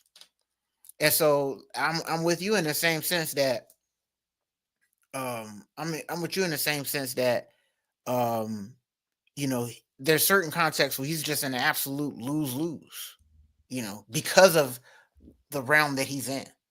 You know, if you're over here and you actually fight a legitimate boxer and you win, people gonna be like, how you beat him, bro? Yeah. You know what I'm saying? Yeah, y'all over here on the sidebar stuff. That's what I You would know? think. And if you actually fight that guy that's supposed to whoop your ass and he actually does that, then you're like, yeah, typical. Of course, you're a streamer. You know, so he doesn't win either way. So same thing with the Tyson thing, where there was so much surrounding that. We weighed in on that in a couple of videos, and so there's so much swirling around that stuff to the fact that it's like, well, if he beats Tyson, what does that mean? You know, and people have to start having those conversations. For me, I was like, you know, I don't know what'll happen. You know, if he actually beats Tyson. To me, I felt like if he actually beat Tyson or did a draw, or whatever the hell that was that he did, you know, I felt as though that was like WWE. So real entertainment. So hey man, he's an entertainer, he's a streamer. His claim to his millions is being an entertainer. So from him jumping from one form of entertainment to another form, you know, I'm not surprised here. So, are you really entertaining? Yeah, you are. I'm not gonna call that fake. Uh, but these boxes matches, I can't call it. You know, I can't call it. Yeah. To me, and again, I don't care because of the context that it's in. So yeah, man, actually get on some real cards, like you said, bro. Get in there and actually fight some people. Maybe people's tune to change. I mean, it's the fact that it's an exhibition. I wasn't surprised. Like I didn't have to suspect foul play in order to concede the possibility of him beating Tyson. Tyson's 30 Tyson's 29 years older than this guy. Right. And Tyson does not train. Right. So I feel like Jake Paul, who despite his exhibition status, does train a lot. You got Mike Tyson, who never trains as a boxer. At 50, bro, Jake Paul is 28 years old. Mike Tyson's 59. Tyson's 31 years older than Jake Paul and doesn't train. So it wasn't beyond the pale for me to concede the possibility that Jake Paul could win that. I didn't need to leap to the conclusion that there was something fishy going on with that result because of the extenuating circumstances. But still, that alone doesn't make me think of it any more legitimately, because at the end of the day, it's still exhibitionism. And it's still somebody who is a YouTuber fighting somebody who's 31 years older and never trains. It doesn't matter to me that he used to be a boxer.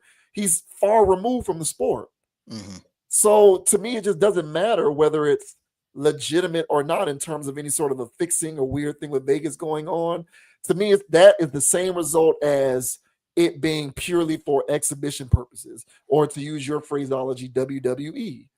Like, it is what it is, bro. He's not going to be able to sidestep that unless he completely deconstructs his entire strategy and rebuilds it from the ground up, in my opinion, by fighting on undercards of professional fighters. I feel like if he did that and he did it for a good 3 to 5 years, I think he could round himself into legitimate shape at that point.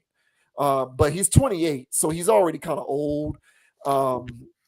in boxing years, 28 is up there. Yeah. So from that standpoint, it might be worth his salt to just keep doing what he's doing and making the money. But this whole, once again, victimhood seems to be a theme today. But him engaging in victimhood, suggesting that, oh, you need to look at me legitimately, bro, the circumstances that you came up in this make that point null and void, in my opinion. I mean, just conduct the poll, bruh. I mean, just conduct the poll and just ask the U.S. population, how many people are buying it. And there's gonna be more people, or there's gonna be more people than he's comfortable with that isn't buying this stuff. And the reasons can vary. But at the end of the day, that's a lot of people out there that throw your stuff into skepticism. Hey man, everybody's not a 14-year-old kid. And these 14-year-old kids, yeah, they're eating it up, man. You know what I'm saying? The ones that grew up with Jake and the other one, Logan, they're eating it up, man. But everybody else don't give a damn what this guy got going on. And we look at him as a sideshow. So he can keep being that. He's some people's cup of tea, it's not mine. But yeah, man, keep rocking out, man, because this guy's making millions. He's making millions doing this foolishness. So I guess more power to him. There's plenty of real boxing where Jake Paul came from. Check out, if Tank Davis can stop getting arrested, you got Javante Davis, you got Devin Haney, Teofimo Lopez is supposed to be coming back, I think. David Benavidez. There's a lot of great boxing going on if people are willing to pay attention. Mm-hmm. But an individual such as Jake Paul does have an audience, and I think he should just appreciate the opportunities that he does have and stop crying about people trying to look at him as a legitimate boxer, because he's not going to achieve that unless he completely changes his strategy, which in my opinion, given his age, wouldn't serve him well. So he might as well just keep doing what he's doing and stop crying about people who think that his fights may have been fixed. You're still making $40-50 million per fight anyway. So, bro, just shut up and keep doing what you're doing. Yeah, 100%, man. Couldn't say any better myself.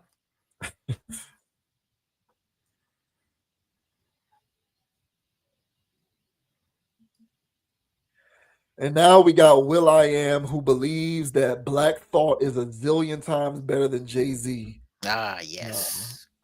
Yes. This is interesting stuff. will.i.am, he's definitely a contrarian, if you ask me. Now he's a contrarian. He was on Sway in the Morning.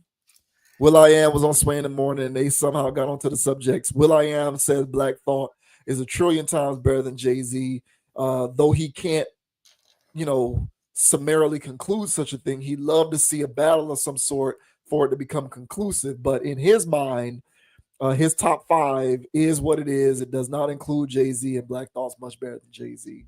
So this says will.i.am thinks Black Thought is a trillion times better than Jay-Z. will.i.am thinks that Black Thought is a trillion times better than Jay-Z. The rap veteran voiced his thoughts about the two artists on an episode of Sway's Universe. So that was a show he was on, Sway's Universe. Around the 1 hour and 3 minute mark, will.i.am explained why he thinks the lead rapper of The Roots is better than Hov. So I'm going to, of course, skip all of the quotes. Will, who does indeed know about hip-hop, having been discovered as a teenager by Eazy-E, then revealed his top 5 rappers of all time. KRS-One, Rakim, Big Daddy Kane, Nas, and Black Thought.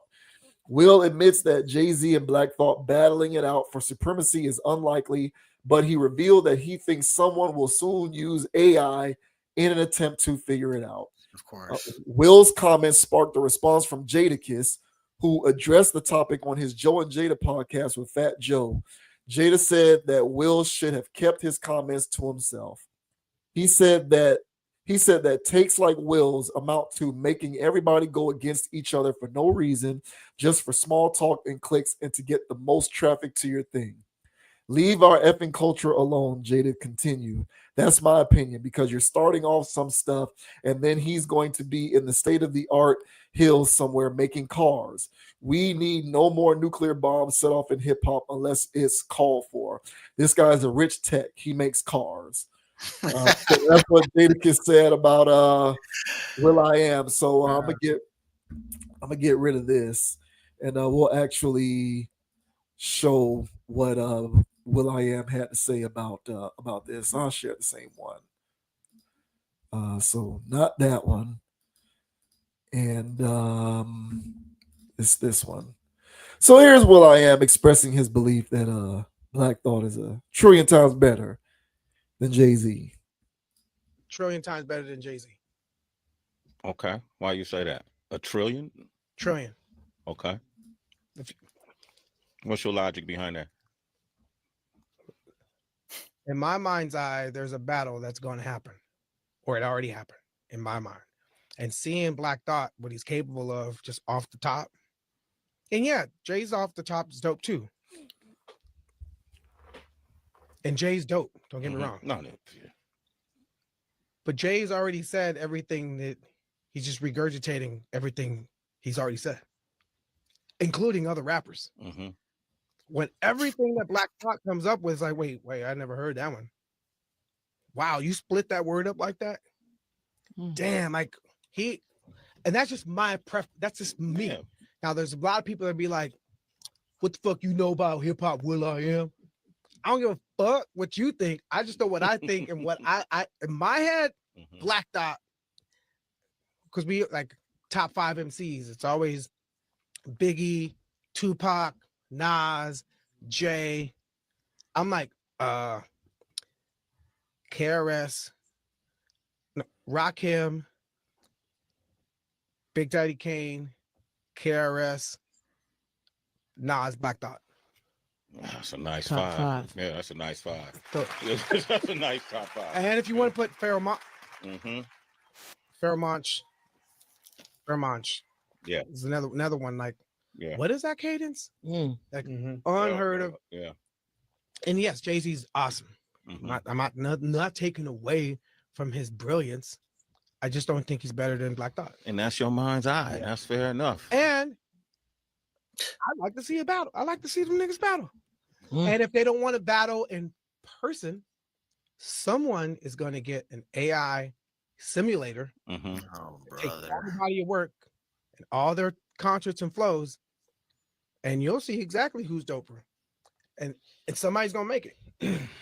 I like how you put his glasses Somebody on. might be him because the glasses. Watch the glasses Somebody's turn. gonna make that simulation. Right? Yo, man, I love you guys. Give it up for Taboo. Give it up for Will I Am. Unbelievable. All right, there you have it. So those are Will I Am's thoughts on that matter. What say you? Do you think he is correct? Is Black Thought a zillion times better than Jay-Z? Of course.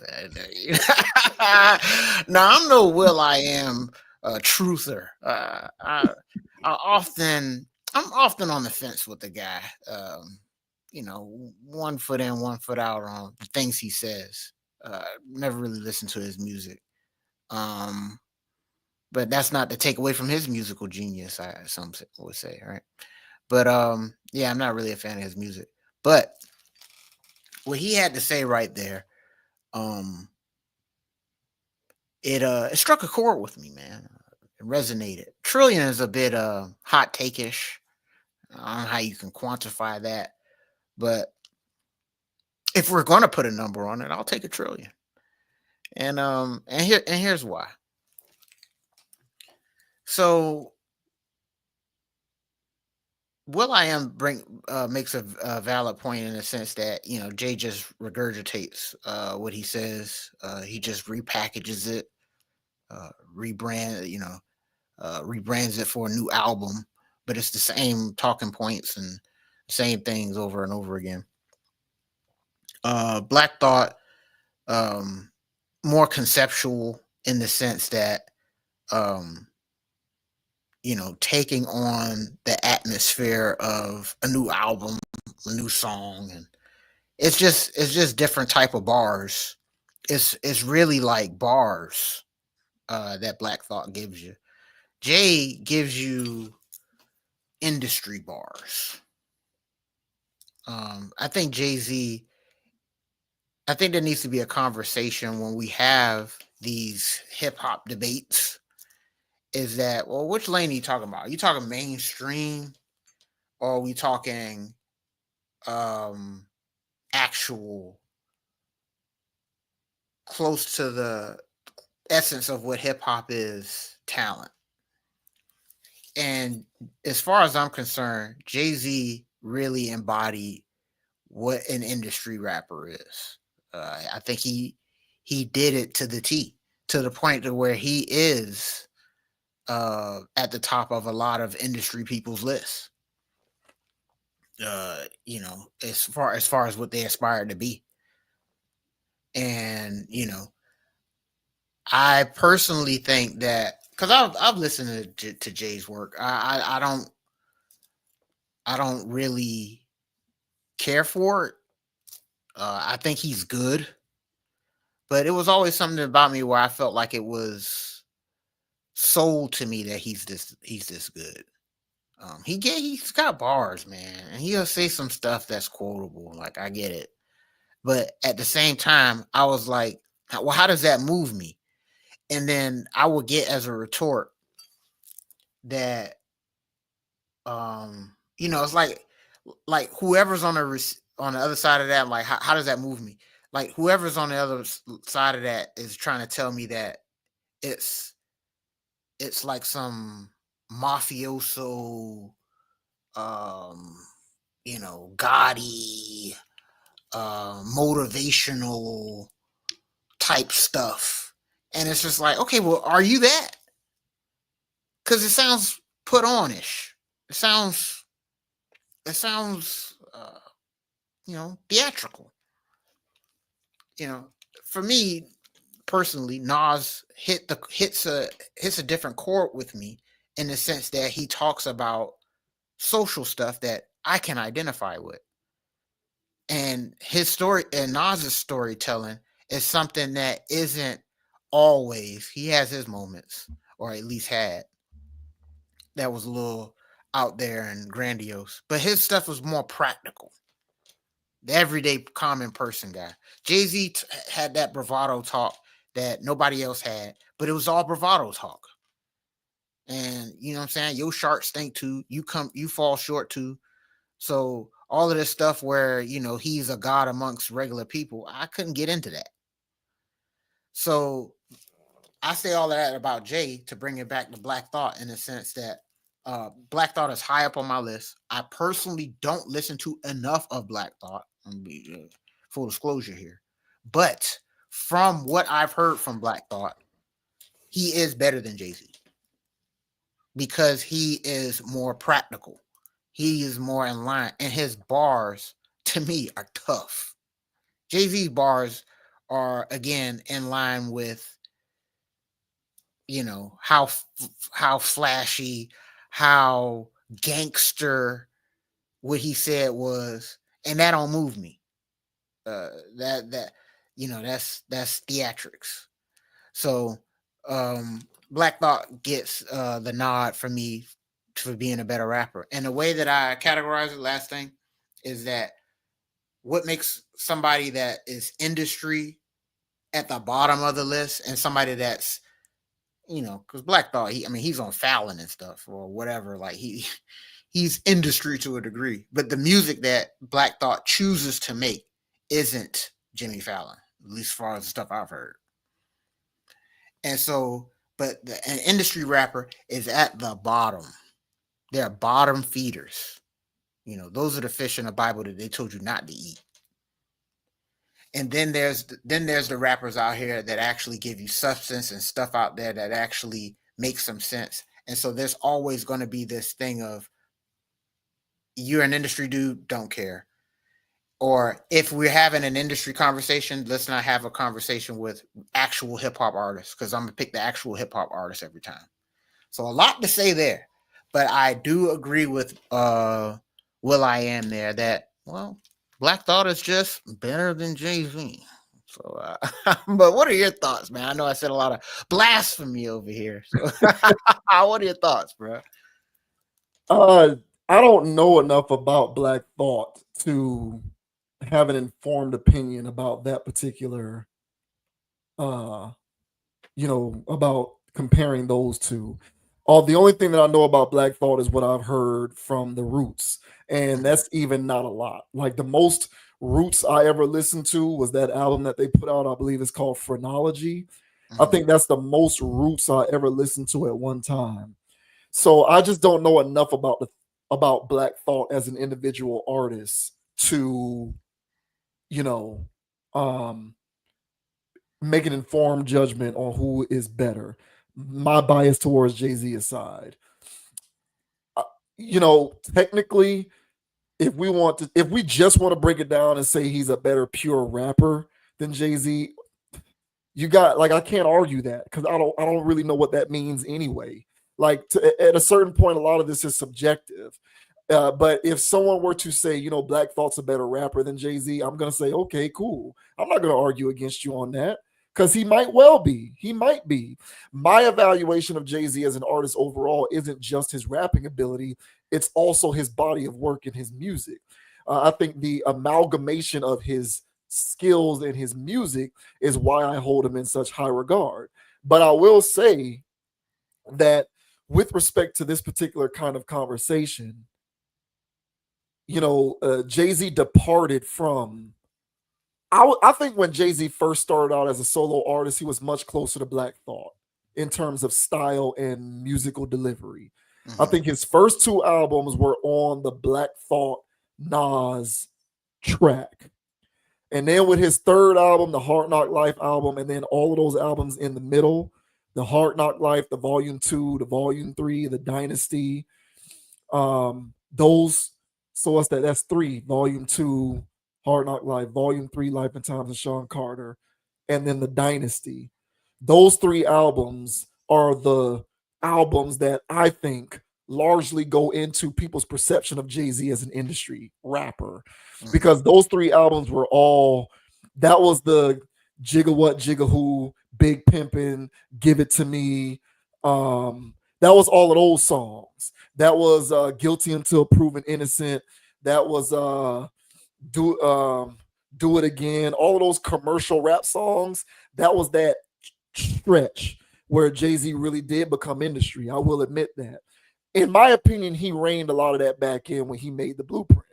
So when he did the Blueprint 2 was kind of a mixture of commercial and hardcore. And then to me, again, the Black Album was more hardcore than mainstream. So I think the beginning of his peak, Reasonable Doubt and In My Lifetime Volume 1, and the end of his peak, the Blueprint and the Black Album, I think if you extrapolate, if you remove those middle albums of him being commercial, and you're just looking at those, and you're just listening to those without listening to the industry stuff that he was doing in between, a case can be made that will.i.am's comments are absurd. However, this is not, you can't just take out a piece of the puzzle. It all has to fit. If you're including everything, I have to concede. I'm not going to agree, but I will at the very least concede that it is debatable. But again, debatable. I'll take that. It's debatable. It's debatable. But I don't think that as a solo artist, Black Thought has enough body of work to compete with what I think is Jay-Z's genuine best standalone body of work. I think Jay-Z's Reasonable Doubt, In My Lifetime Volume 1, the Blueprint, and the Black Album stand up against any other rapper's body of work as an individual artist. I can't really draw a comparison with Black Thought because, again, I don't know enough about Black Thought. And I'm not trying to say Black Thought's not good. I know Black Thought's really good. But for me, it goes more, for me, the equation is more than just bars. It's also music, body of work, catalog. So, like, again, I used to really get triggered when people would want to say that Nas was better. I would get triggered. In my youth, I would get triggered enough to get into shouting matches with people who would dare fix their face to say Nas was better than Jay-Z, right? As an example.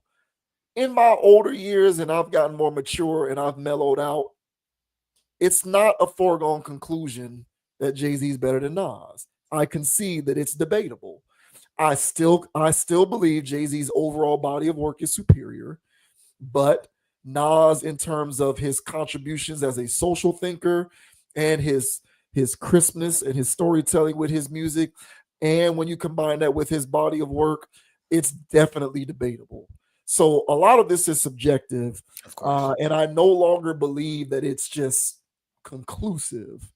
So yeah, if you want to say Black Thought's better, that's fine. And we all have our different reasons for why we gravitate towards certain pieces of music. Yes. And I do think that Jay-Z, when it comes to hardcore hip hop, because really what we're having is a hardcore hip hop conversation. Yeah, man. We're not having a casual conversation here. Oh, Because, man. you know, Will I Am is mentioning people like Pharoah Monch. Like, Hell yeah.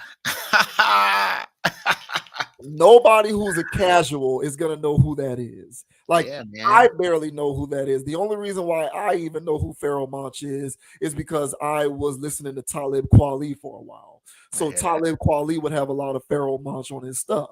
So that's how I know who that is. So really, this is a hardcore hip hop conversation. Yeah, And man. within the context of a hardcore hip hop conversation, I do think that Jay-Z, in his pursuit of mainstream appeal, did Yes. himself a disservice. Thank you. Because even though I don't think any of those albums are bad, I still will say that those albums are good. I think Hard Knock Life is a good album. I Mhm. think Volume 3, Life and Times of Sean Carter, is a good album. I think The Dynasty, Rock La Familia are good albums, but they are a departure from his beginning and his end. And anyone who wants to try to take away from where he would otherwise be in the pantheon of greatness could use those middle albums as evidence as to why other people are better. And if people want to go that far, I wouldn't disagree. So it is what it is. But I still say my guy's better than Black Thought, but that's because of my familiarity with his catalog and his bars. I'm intimately familiar with this guy. So I can't go that far. And I think saying that Black Thought is a zillion times better is very hyperbolic. That is taking it a bit too. Now, I will vehemently argue anybody who wants to say he's a trillion times better. Come But on, man. anybody who reasonably wants to say, oh, he's better, that's fine. We can have that conversation. But at the end of the day, I no longer lose sleep over stuff like this. That's fair, man. And I'll say this, because again, my stance comes from what do you talk about? Every Black Thought verse I've heard was a verse.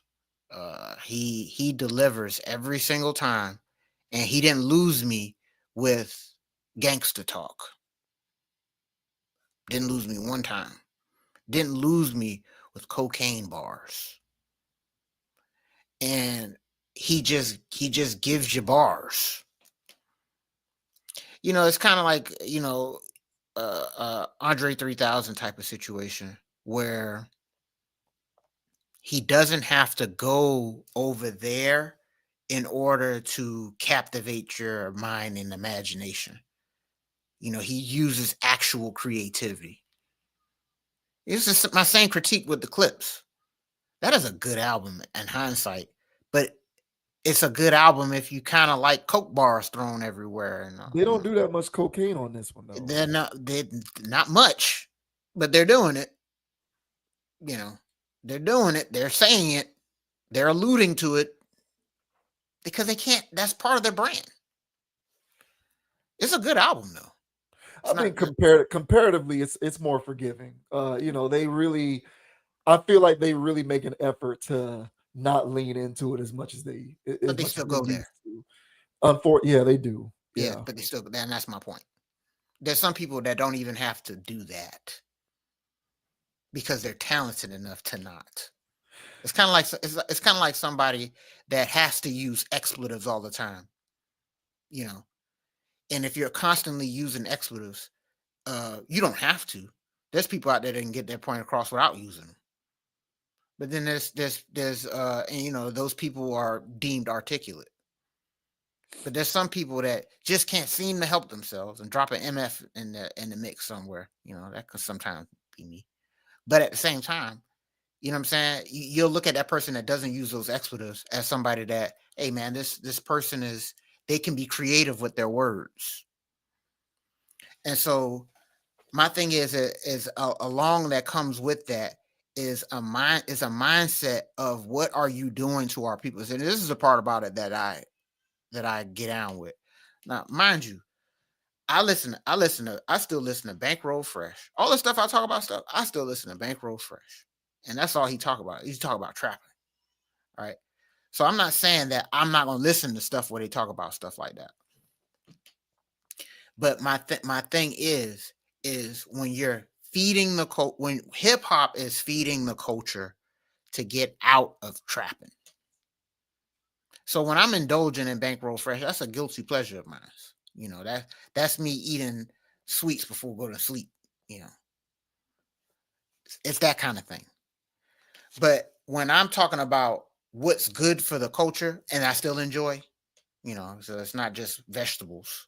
I'm talking about actually stuff that I actually, you know, enjoy, you know, and those are hip hop artists that don't have to go there. And I look at Jay, and he was always that way to me, even though I may have listened to a song here or there, or there's a verse here or there that I actually will listen to or whatever. But there was this thing about him that I just couldn't get down with. And it was the fact that I felt as though he was trying to portray a life that he wasn't really about. And I never cared for that. So all in all, I think that, yeah, mine's is more of a true hip hop discussion, you know, because right now in my playlist, which is heavy right now, is Aguilar. I'm listening to a lot of Aguilar right now. I listen to Sean Price. You know, I listen to Pharoah Monch. I like rap, you know, actual hip hops, you know. So no, that's not what I'm going to be, not all the time, but I'm not going to be blaring that down the street. That's probably Bankroll when I'm driving down the neighborhood. But when I'm just trying to chill and do my thing, man, yeah, bro, I like listening to guys that actually are thought provoking. So a lot said there, man. But yeah, it's a teach-down. It's a very subjective situation. But I always, if there's a industry list, Jay-Z's at the top of it. He's at the top of my industry list. I think he's one of the best, if not the best, industry rapper ever. You know, so but that's not what hip hop is to me. That's industry. Yeah, I mean, I think that that's just your preference for what you like, because I don't think that it's that Black Thought doesn't have to take it there. It's just that's not his frame of reference, so he wouldn't take it there. And I think that there's a difference. So I think it's more so a preference thing. Like for you, your appreciation of the music is more centered around people whose frame of reference isn't the Jay-Z frame of reference. Because I mean, I don't know too much about Black Thought's background, but I know a little bit to know that that's not his come up. So like within the ecosystem of the music, that's not his frame of reference. So he wouldn't take it there even if he could. He can't. He's incapable of doing so because that's not where he comes from. But I mean, I hear what you're saying though.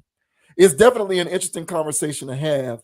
And I mean, I've said before, like Nas, for example. Currently, I am more of a Nas fan than a Jay-Z fan because Nas to me has aged better than Jay-Z. I think it's the LeBron Jordan thing.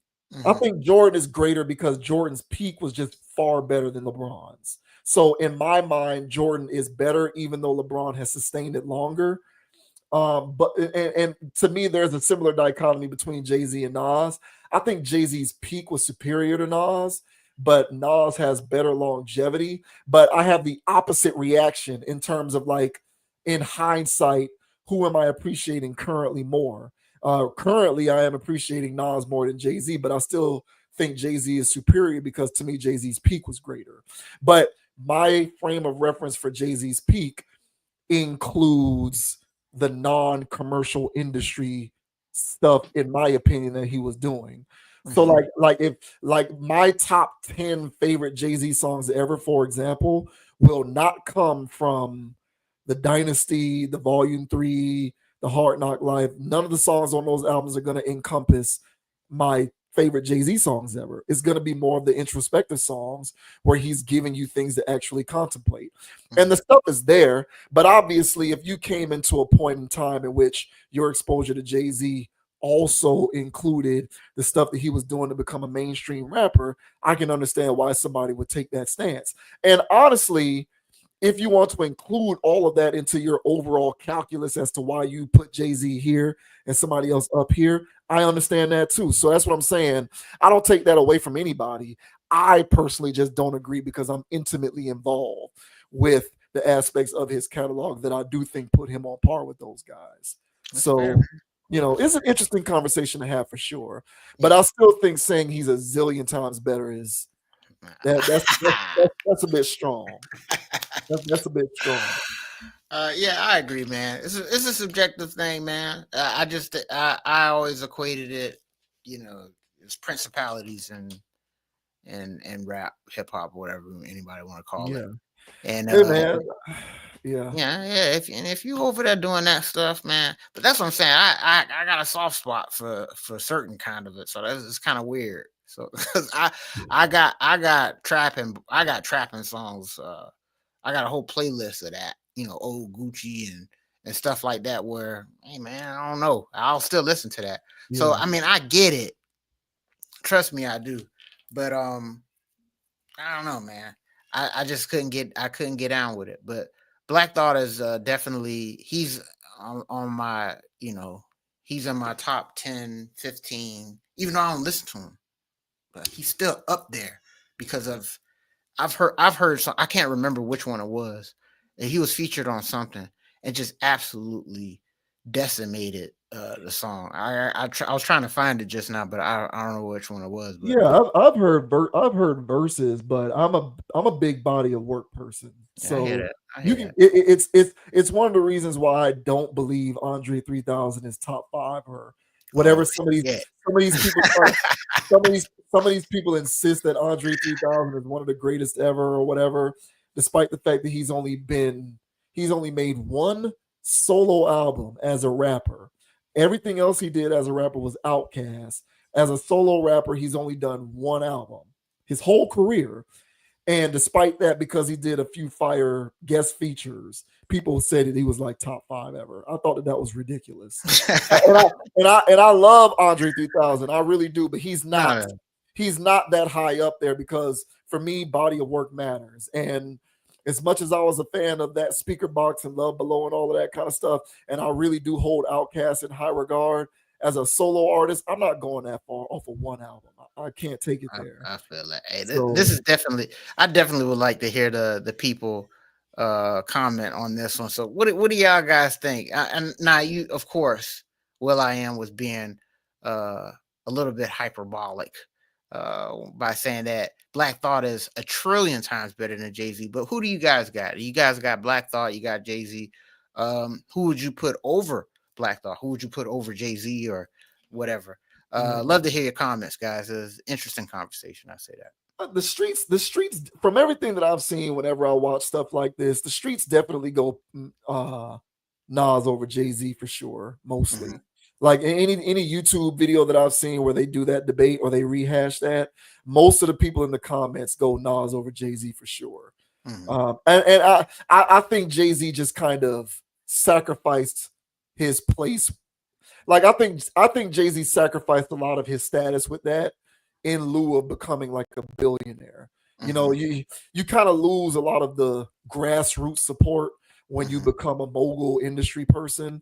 And once he started doing that, he lost a lot of people. So I think most people would say that it's Nas over Jay-Z. So that's also fair. Yeah, I just say that if people remove their bias out of the equation and focus on those, in my opinion, those real hip hop latent stuff from Jay-Z, those 4 albums in particular, I kind of feel like he's up there. But obviously, if you factor in everything, though, it changes the conversation, and I can respect that. Yeah, for sure. For sure. Hey man, Street Money Worldwide, man. Street Money Street, man. You already know what time it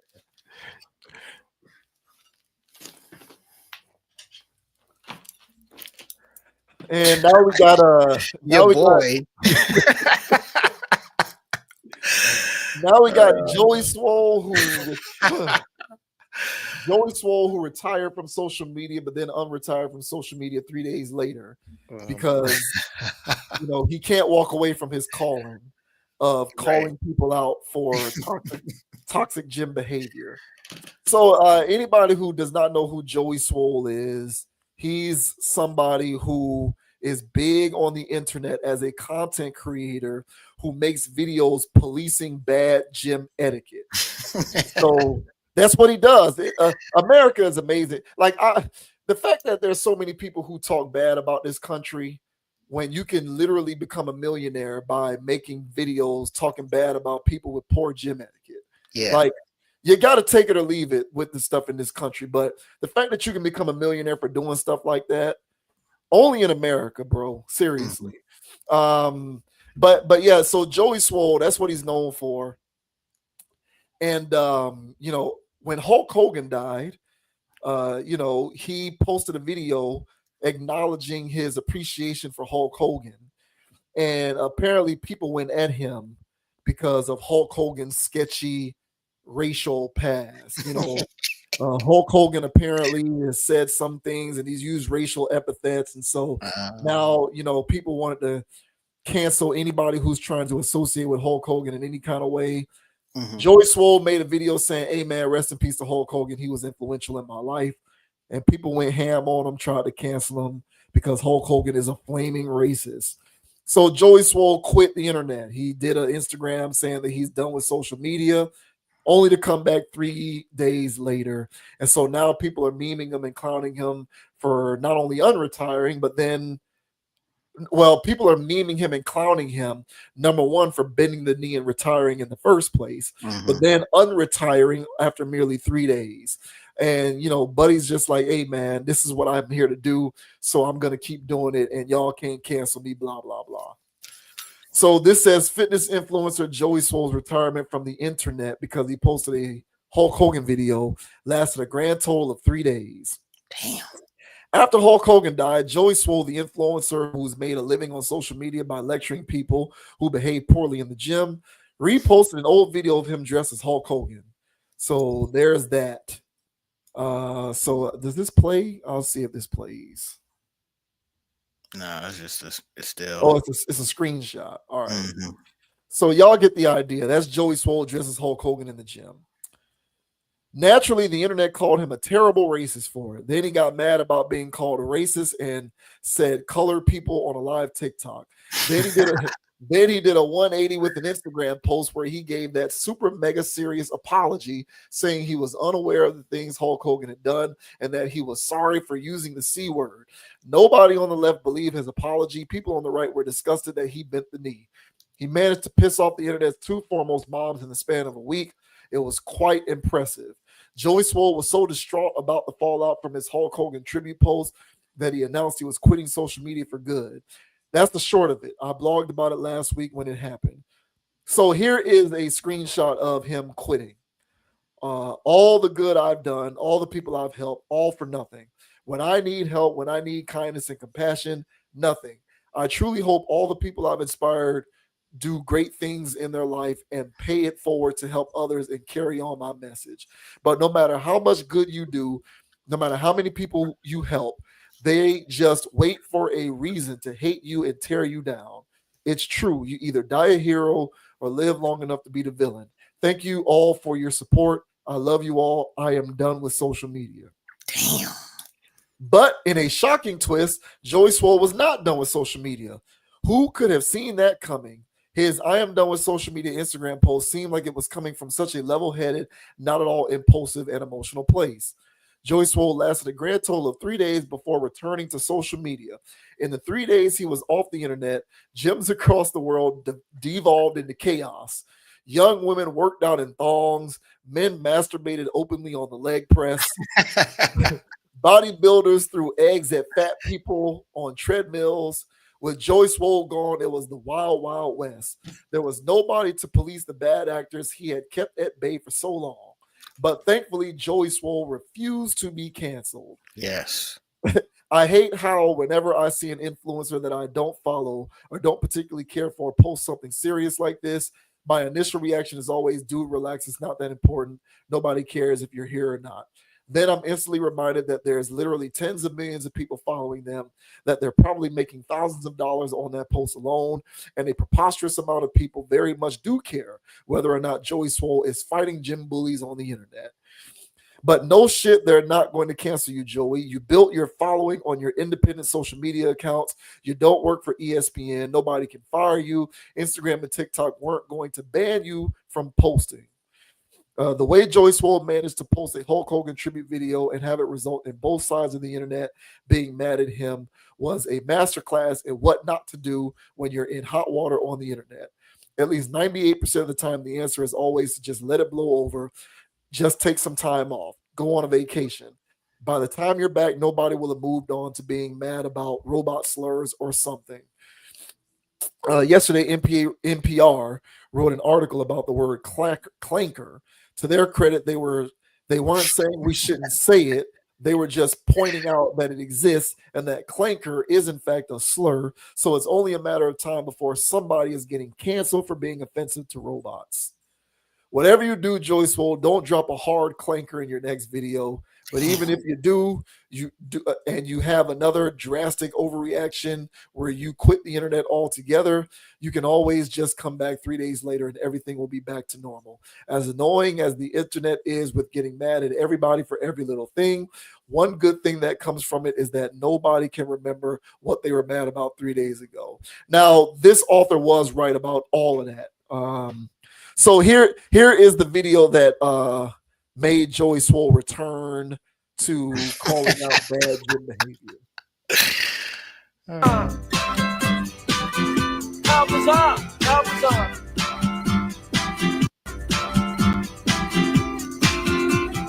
Destination unknown as we pulling for some gas. Officially placed upon.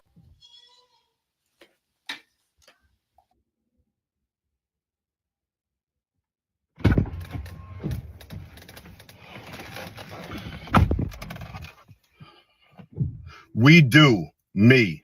Love me or hate me, I am not going anywhere, and you are not going to cancel me. I just needed a few days to step back, to breathe, to get my mind right. And over those few days, I received thousands and thousands of messages from people telling me, do not quit. How much I help and inspire them, including messages giving me a good kick in the ass that I needed to get back up.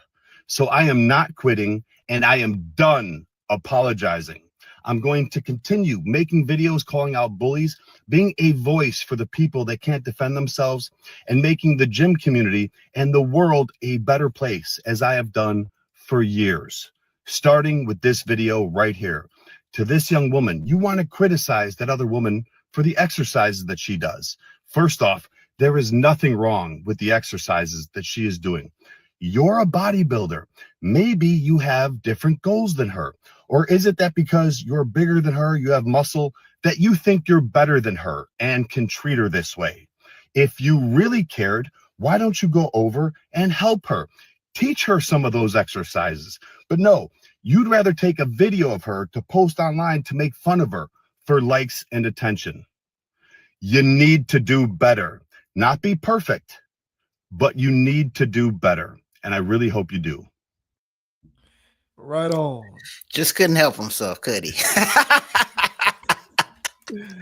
Right on. So what do you think about Joey Swole's brief retirement and return? Come on, man. Joey Swole not be on the internet, bruh. I mean, kudos to the guy that wrote that article, man, because there was all kinds of injustices going on in gyms because they knew that, well, Joey Swole was off the streets. So, him doing Batman quotes and stuff like that, I guess at this point, man, his vigilante justice, he feels as though he's overstayed his welcome.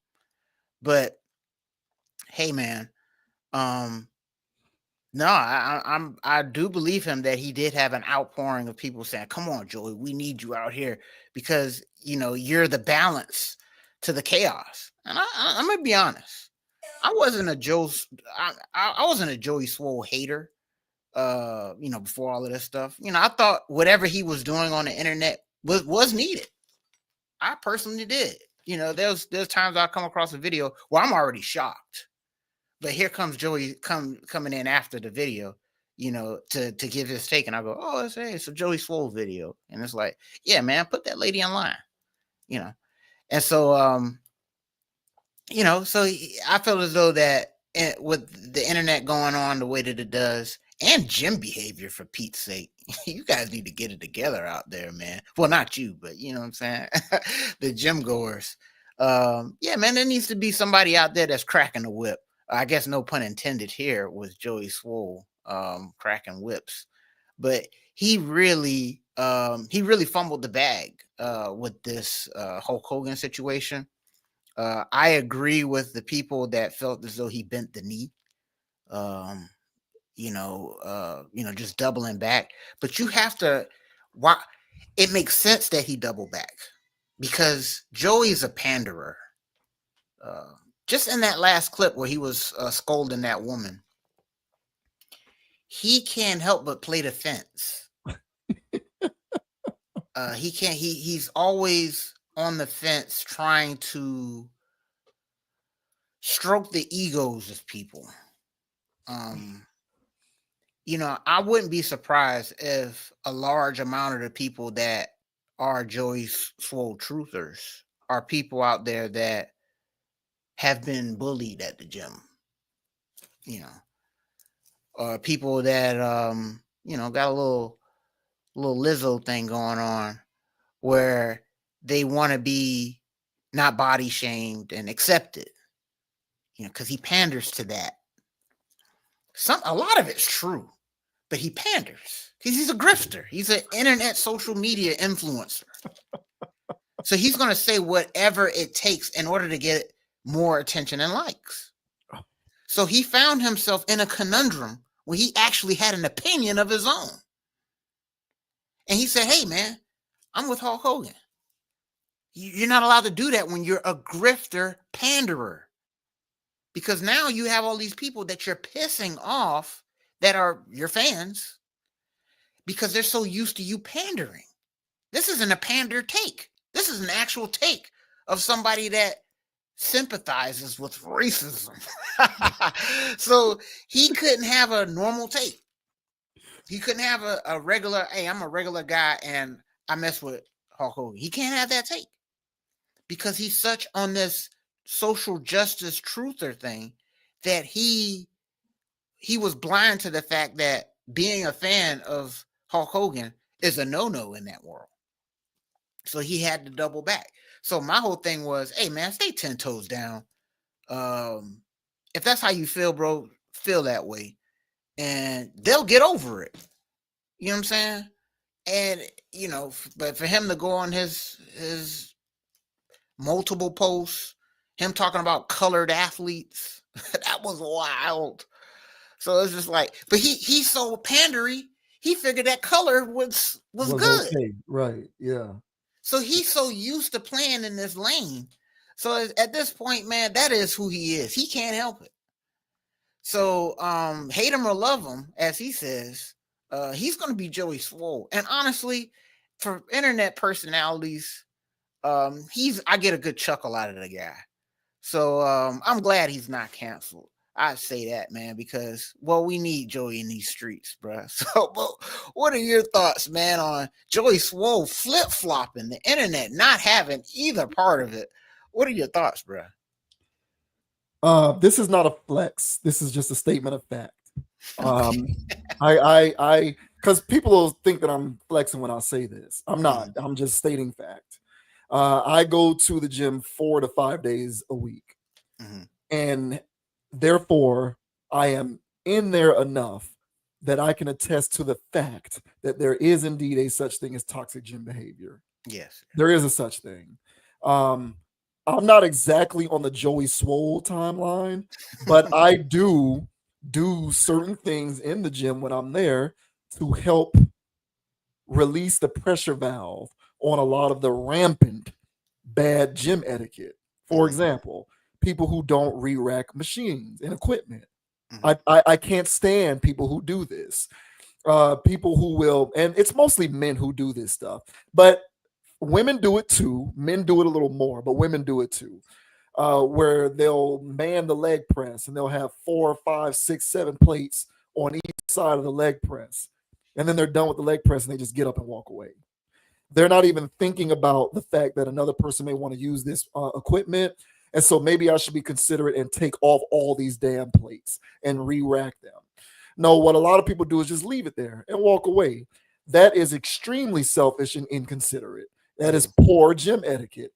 So I'm the kind of guy who, when I see stuff like that, I will take it upon myself to just re-rack the equipment.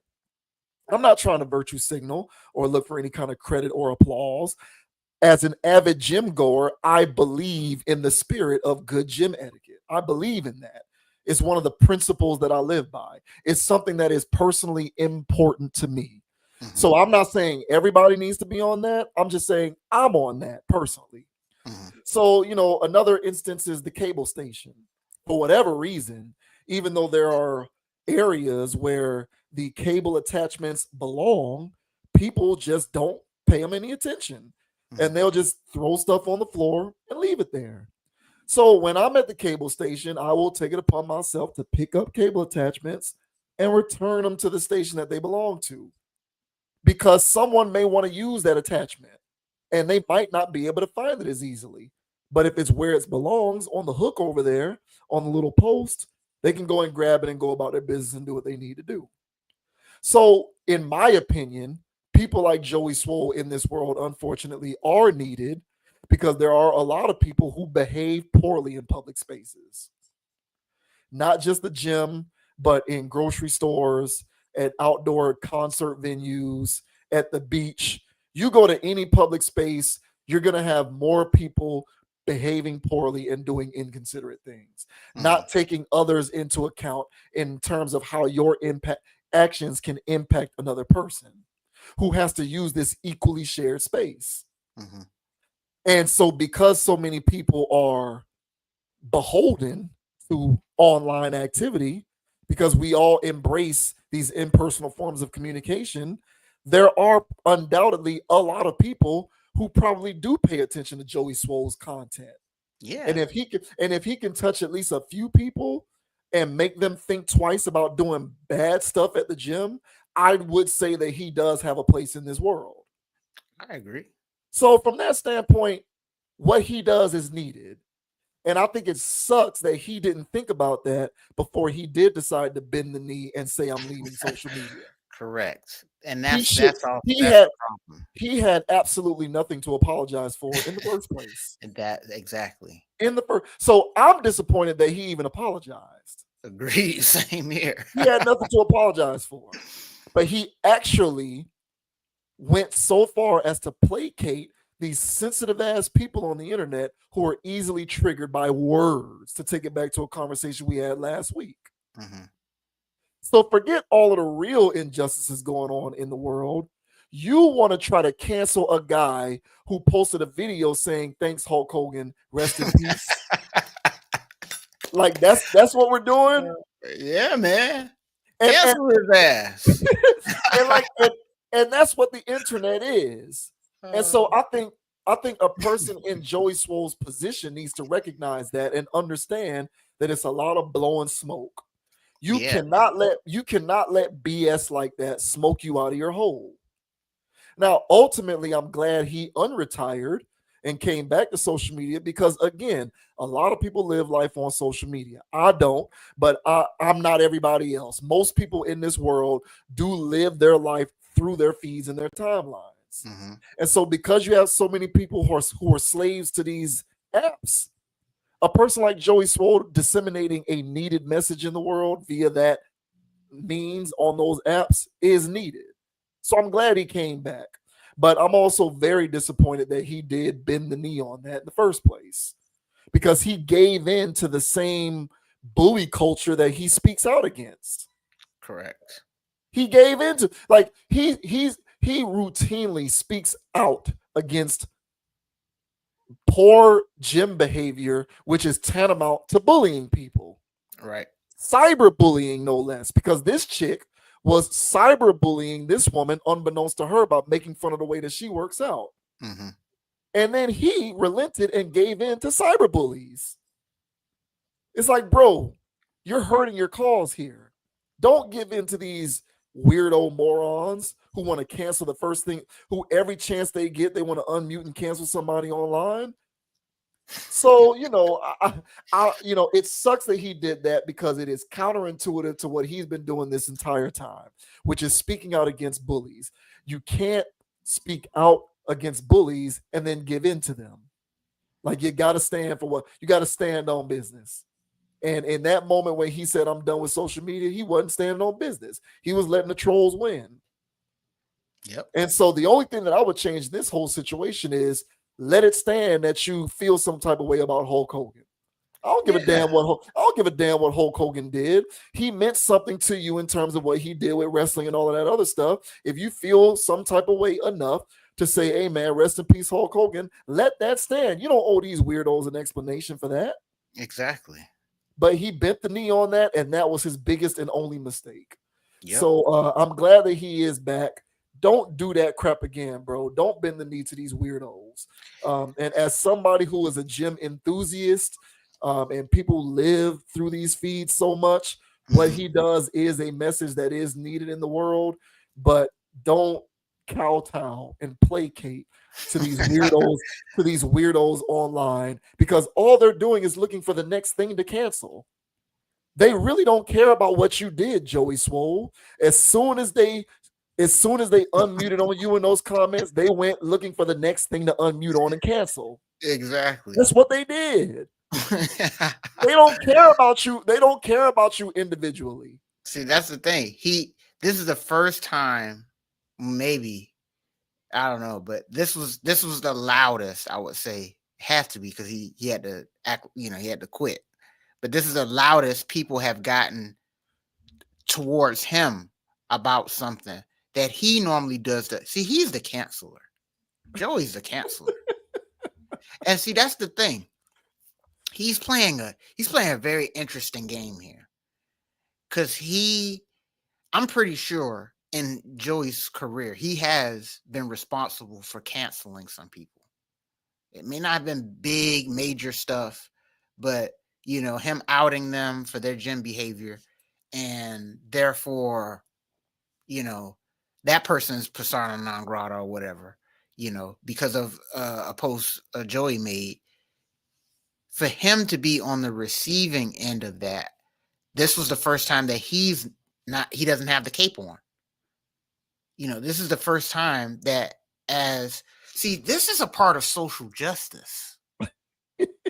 See, that's what I'm saying. This is a thin line, what Joey does, because it is needed. But it's kind of social justice-y. So, and that's why I brought up in my initial point that his oversight, that him honoring Hulk Hogan, it was an oversight of the social justice lane he occupies. And so it was a contradiction to a lot of his fans that are there for social justice. So how can you be a social justice warrior and you're backing this racist over here, this bigot? You know what I'm saying? So he was in a crossroads, because again, this is part of his grift. There's a part of him that actually wants to do this, but there's also a part of him that loves to grift. And he just can't resist the fact that a lot of people pat him on the back for scolding people. So he was like, damn, I'm the guy. You know what? I'm sorry, y'all. I didn't mean to be him. It's like, look, bro. See, and that's the part. Everybody loves people that's real, bro. Everybody loves people that's real. And what Joey end up looking like, he end up looking fake in this situation. So that's why us people, me personally, bro, of course, I don't advocate bigots and stuff like that. I don't care anything. But I understand that some people really did like Hulk Hogan.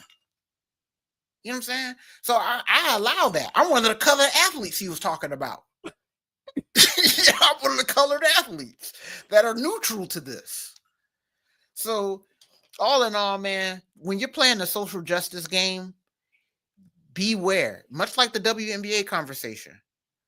When you're putting certain energy out there, you got to be ready for the receiving of that. And if you're constantly a canceler, you're going to have to be on alert of being canceled yourself. And if you are under fire like that, you have to have that Cameron energy of you can't cancel me. You know what I'm saying? That JV Wins energy, man. You can't cancel me. I've canceled myself.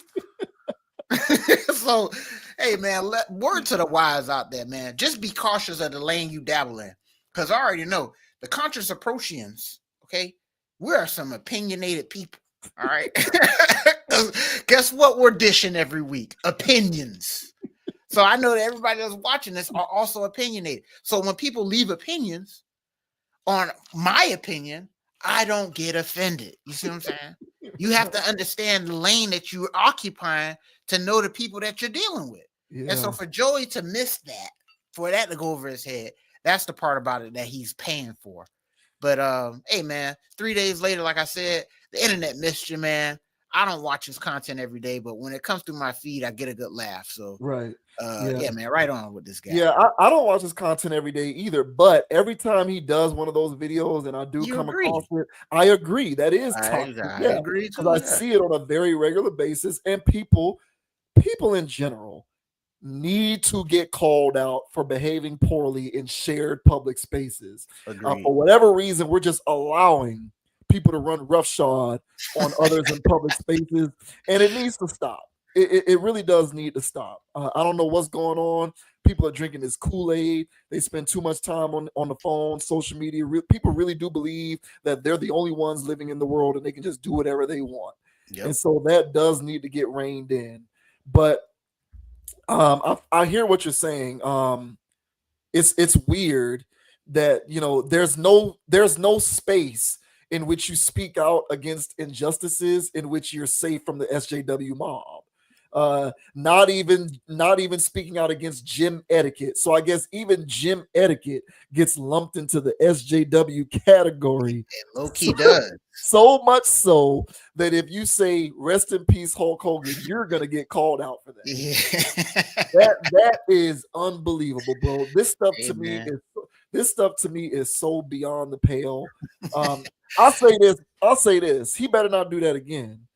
He better stick to his guns from now on, because if he retires or says I'm done with social media again, it ain't no coming back from that. You can't do that more than once.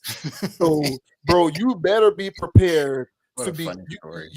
He had better learn how to thicken his skin so that he can be comfortable with the fact that there might be a possibility that he likes something or someone that may rub somebody else the wrong way. Correct. And when that happens, you have nothing to apologize for. You like something for the reasons in which you like it, and there's nothing to apologize for. So stand on business. You don't owe these people an explanation. Man, this story belongs, like, this is sitcom worthy content, bro. Like, if this was an episode of any type of sitcom TV show, this is a great episode. This is a Boondocks in its prime episode. It really is. Yeah, it is a Boondocks. It is. It has a racial element in there. Yeah, it is. Like this is like when Magruder was still on the show before he left. He would have written something like this if it was still on right now. Hey, shout out to Joey Swole, man. And shout out to NWO Hulk Hogan, man. I don't know about that American superhero Hulk Hogan. I like that NWO Hogan, man. Shout out to NWO Hogan. You like that Hogan with the face painted beard. Yeah, the Joe Button beard. You know what I'm saying? That Joe Button beard, bro, going crazy on them fools. Oh man. Oh man, those were the days, man. Damn.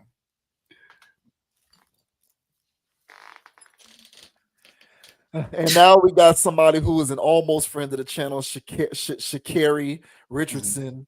Sha'Carri Richardson, we mentioned her on the channel before when she unmuted to talk about athletes being respected or something like that, and now she's going viral for the wrong reasons because apparently she was arrested after her and her boyfriend got into a domestic dispute that turned physical on her part at an airport. And so she was arrested. The boyfriend doesn't want to press charges. She's trying to move on. But of course, these days you can't move on without, you know, hopping onto your social media or whatever to clarify things and talk about how you're gonna, you know, you're working on yourself and changing for the better and so on and so forth. So she's accepting responsibility for what happened here and she's owning up to it. This says Sha'Carri Richardson says she's holding herself accountable after assault incident with boyfriend. Sha'Carri Richardson has opened up for the first time following her arrest for assaulting her boyfriend, Christian Coleman. The Olympic gold medalist took to her Instagram story on Monday, explaining that she is holding herself accountable for the public incident that led to her domestic violence offense. So I'm not going to read the quote because I'm going to play the clip, of course. Let's see. Richardson also directly apologized to Coleman on her IG story. So here is her apology here. I apologize to Christian. He came into my life and gave me more than a relationship, but a greater understanding of unconditional love from what I've experienced in my past. Due to my past trauma and pain, I was blind and blocked off to not only receive it, but give it. I love him, and to him, I can't apologize enough. My apology should be as loud as my actions, honestly louder. To Christian, I love you and I am sorry. The 25-year-old was arrested in July for allegedly assaulting Coleman. Security footage obtained by TMZ reveals that the incident happened on July 27th at Seattle-Tacoma International Airport. Richardson was seen repeatedly pushing and shoving Coleman in front of other travelers. He was apparently attempting to walk away from her until she grabbed his backpack and pushed him into a column. At the time, Richardson told authorities that she and Coleman had gotten into a heated exchange, but didn't provide details on the context of the argument. Even though Coleman didn't want to press charges, Richardson was booked and held behind bars for 18 hours. Coleman, a track and field sprinter, later addressed the incident. For me personally, I feel like it was a sucky situation all around. I don't feel like she should have been arrested. I mean, people have discussions and emotions and stuff like that. She has things she needs to work on for herself, of course. So do I, so do you, so does everybody. But I'm the type of guy who's in the business of extending grace and mercy and love. He continues, she's a human being and a great person, and I feel like we've been able to be really good teammates all year. We're just two dominant personalities. To me, she's the best female athlete in the world. She's just had a lot of things going on, a lot of emotions and forces going on inside of her that not only I can't understand, but nobody can. The couple first started dating in early 2025. Now, I thought that there was a part in here that talked about trauma, but I guess not. So let's just play what Sha'Carri had to say.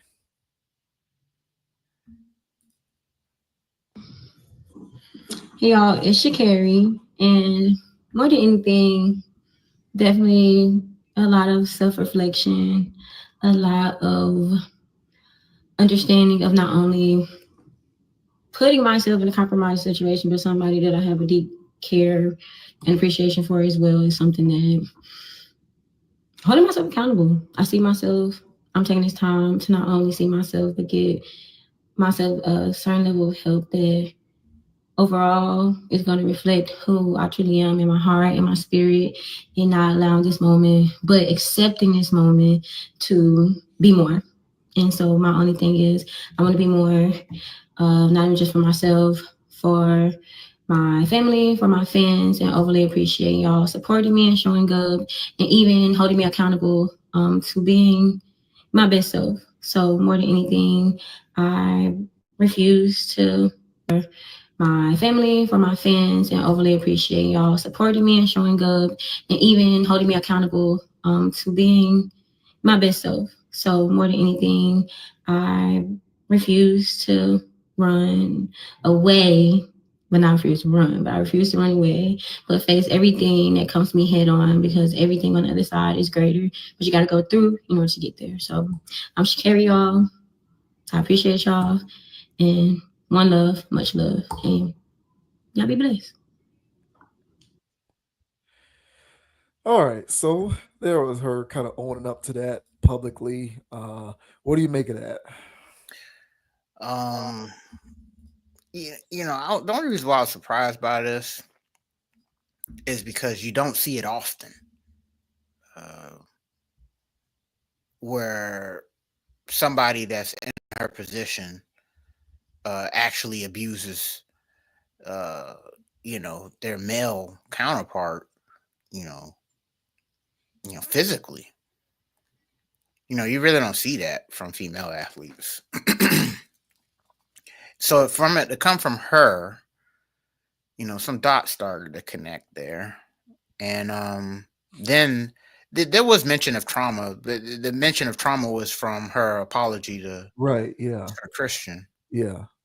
And when people use that word to describe themselves, they got trauma going on. And so her actions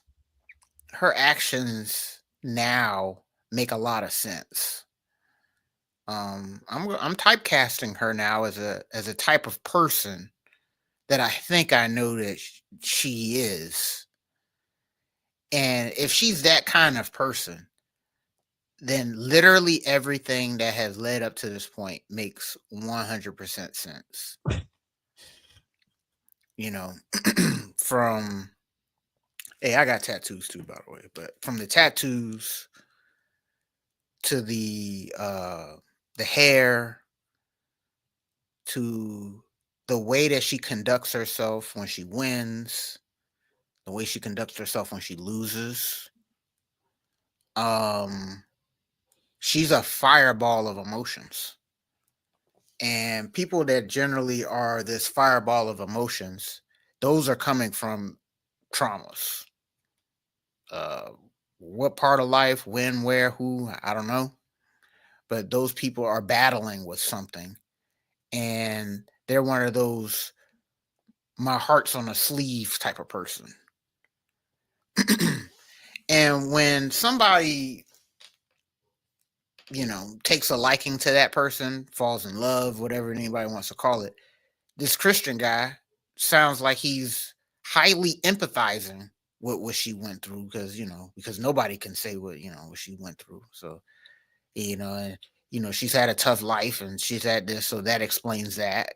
So he seems to be tolerant of this, and I guess tolerant of her and understands her traumas and understand why she acts certain ways. But I got to be honest, man. Physically putting hands on me, whether it's in public or not, I'm not dealing with that level of trauma. Because when will that stop? If you're trying to hurt me physically, it might be some swipes and some stuff like that. And if I let that roll off like I'm Mayweather, other things might be on the table for trying to harm or hurt me or make me feel the same pain that you got going on, if you catch what I'm getting at. So you never really know what's going on with people that are willing to make it physical, male or female. But in this context of female, I don't know if I can sleep at night, is my point. So I don't know if this is PR why he's still hanging around, or if he really into it like that, or hey man, y'all don't understand her.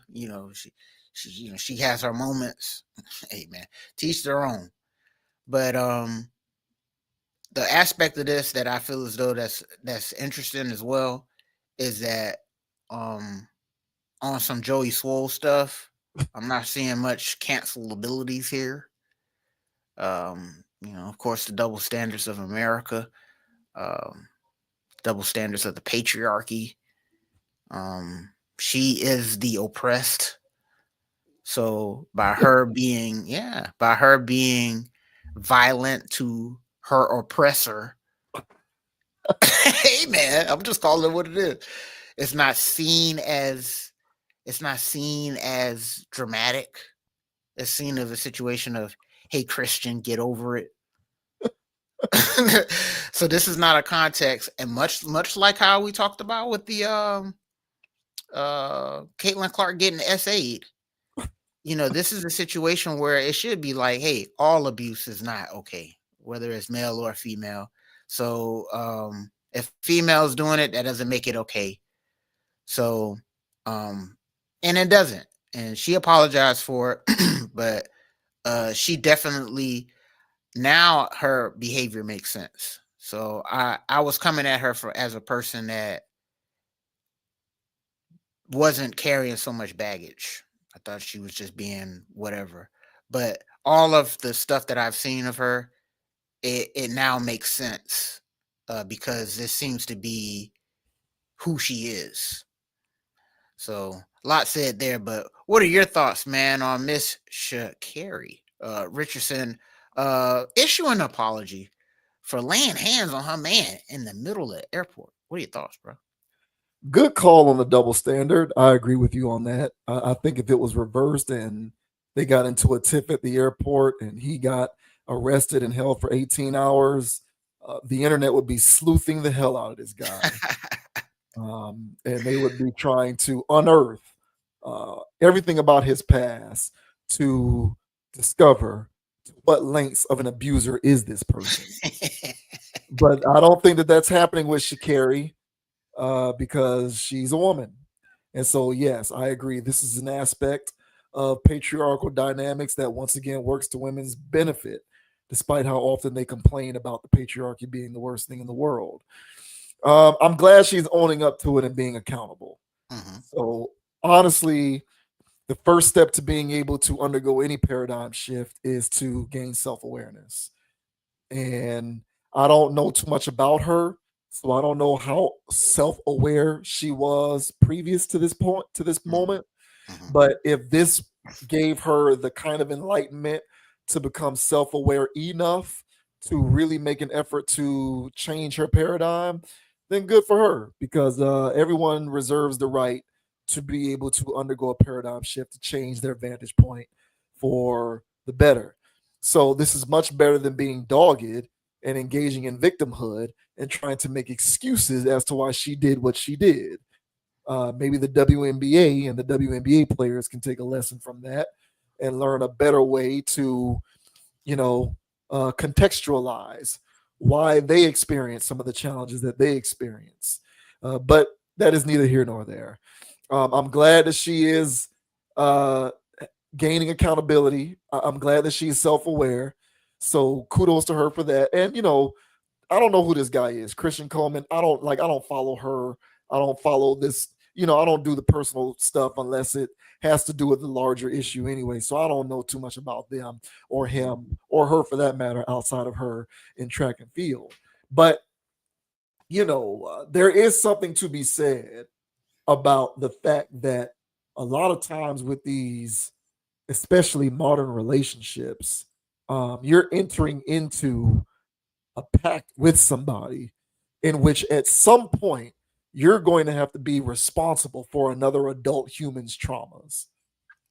And that's something that you have to think about and consider. Because I don't think that this was an isolated incident from the standpoint that it just came out of nowhere and they didn't experience tips in the past that were on a similar vibration. They just Agreed. public. I'm fair. People are who they are, and human behavior is consistent across the board. If this is the type of combustible situation that they found themselves in publicly, they probably dealt with stuff like this previously. Mm-hmm.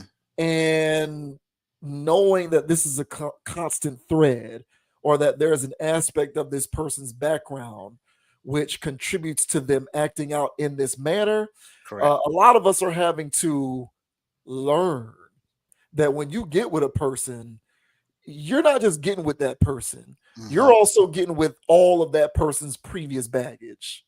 Agreed. Yep. And the degree to which you're willing to deal with that is going to depend on your own personal fortitude and the level of baggage that that other person has accumulated over time. And I guess it sounds like this guy is up for the challenge. It sounds like it. It sounds like he is, but not everybody is, and not everybody should be obligated to. That's a personal responsibility that's a personal decision that everyone has to make, and not everyone should have to be held to a standard of being made responsible for taking on other adults' traumas. If another adult does not feel the need to be obligated to take on your baggage and trauma, that is not their problem, that is your problem. So, I guess that's just more of a broad statement to everybody, because you do get a lot of people who will go, woe is me, and blame the other person for not wanting to take on their traumas. And it's like, well, that person had nothing to do with you in your past and what you went through. Right. Maybe you need to figure out a way to better reconcile that so that a person doesn't have to take on so much of it. Instead of requiring or demanding, instead of literally demanding and requiring that another person be willing to take on all your excess trauma. But a lot of people think so inwardly and are so selfish and narcissistic with the way that they look at themselves in the world that they don't even think about it like that. They think, in order to be with me, you have to be willing to accept all of my baggage. When really what everyone should be doing is, how can I work to remove as much of my baggage as possible so that a person shouldn't have to take so much of that on? So, whether that the severity to which that is going on between the two of them, I'm not sure, but I'm fairly certain that there's an element of it. And for him to be willing to deal with it, congratulations, bro. No skin off my back. That's your situation to deal with. But that's not necessarily something that you can extrapolate that for every situation and say everyone should be willing to do this or that in order to accommodate this individual. It's definitely an individual case by case basis. Yep. But overall, I'm glad that she's taking accountability. Yeah. And and well said, bro. And there's tiers and there's levels to, because everybody's got something going on out here. That's why everybody needs a therapist. But there's tiers and levels of how that stuff plays out. And when it's in the highly combustible variety like hers, career self-sabotagey level like hers, that's some big stuff. And so I already know it can get intense in there. So, like you said, if he's up for the challenge, more power to him. I'm not telling him to run for the hills. It's, to each their own. You know what I'm saying? But some people have to learn where their cutoff's at. And sometimes people get in these situations not knowing that they should have had a cutoff a lot earlier. Yeah. So I don't know if this is his first situation that he's had this way. I don't know if he has his own traumas that he's got going on, which is why he's dealing with such a situation. But all I can say is, like you say, generally speaking, man, when you're vetting these people, when you're figuring out what's going on, they'll let you know either directly or subtly or, some type of way. They'll let you in their world of their traumas, especially if you keep hearing the same damn stories. It's like, hey, all right, this is where this person's at. And then you have to make decisions of if you're willing to deal with this. You have to make the decision of whether you can deal with this from the aspect of you can't change them. If they change, that's great. But as a baseline, if this person never changed or slightly gets worse, are you okay with this? But you cannot bank on that person getting better, because 9 times out of 9, they won't. So this is a lesson in people just dealing with people with traumas to begin with, man. You know what I'm saying? I've had the combustible kind before, bro. Because I felt like, it's like, hey, man, life comes at you fast. I get it. but some people don't know how to not spontaneously combust. Sometimes it's bigger than you. They really need a therapist. Yeah. So, hey man, more power to this guy or whatever. But and I'm wishing her the best, man, because I feel a little different now because this is wild. I guess this is me having my double standards with it. But yeah, I empathize with some guys too, man. When whenever they have their situations, oh, here they go, misogynist. Because I'm not talking about the Ray Rice level situations, or maybe not even the Kareem Hunts. All right. But if there's been situations out there where there's been some domestic disputes from the man's perspective and the man's doing it, I'm not always quick to go, what's going on with there. Because I've been in personal situations where I'm literally feel as though I'm being provoked. And in those moments, I said, you know what? A lesser man would do something right now. So that's how I can say, hey, some situations it is what it is. But in her situation, I really do hope she gets better. And I do feel as though, because I was very critical of her in the past from decisions she was making. But sometimes decision making is based on trauma. And you talk about decision making being a skill. Some people are impaired from making good decisions based on trauma. So yeah, more power to her and him, but more for her. Get it together. Because I was one of the people that was cheering for her until I started to turn on her. But now it's a situation where it's like, damn, man, you out here. So get it together. I'm not gonna say I'm rooting. I'm just hope you get your life together, sister. Over the racing and all the other stuff. If she never wins another race but gets her life together, I'm happy for that. But if she's tearing it up and still tearing people up, I ain't gonna have words to say for her. So I just hope she gets better as a person. I say that. Yeah, well, the admission is the first step. So we did have the admission. So, hopefully things turn out for the best for her on a personal level. She's doing well professionally, but yeah, this kind of stuff kind of sheds light on, what's going on in her immediate surroundings in terms of how she handles things personally. So, yeah, good luck to her on that level. Hopefully things work out. But that'll be it for us, folks. We're going to go ahead and sign off. JV wins Dogon SS with another fantastic stream in the books. Check us out on Instagram at ConApproach and TikTok, ConApproach. Check us out on Apple Podcasts, Spotify, and Amazon Music. We are available on those platforms as well. And thank you so much in advance for subscribing to the channel. If this is your first time checking us out and you feel so impassioned by some of the stuff that we did here today that you decided to take the leap to give us some of your digital currency. We don't take it for granted because it does take effort. It is valuable. There is power in it, and we appreciate it very much. You can find me on Instagram at JVWins, JVWINS. And I think that's about it. As I always like to say, man, don't be a group thinker. Think for yourself. Have a mind of your own. We are about 3.5 weeks away from being back into the real world with football season coming back. Yeah. So the countdown is on, folks. But I hope everybody out there, moves on to have a good rest of your week, and we will catch you on the next edition of Conscious Approach here on YouTube. And also, we'll see you throughout the week as we publish videos to the channel. Go ahead and leave a comment. Let us know what you think about the commentary in any of our content. And do your boys a big old solid and check out our content library. We got a lot of videos uploaded to the channel. I got a notification not too long ago that said that we reached 1,000 uploads, which was kind of cool. So, yeah, check out our content library, man. We got a lot of good stuff that we've uploaded in the past, and we got big things on the horizon. So thanks out there. And to everybody in advance who decides to subscribe and become a member of the tribe, you are very much welcome. Yay. And the name is Dogon SS. Skr.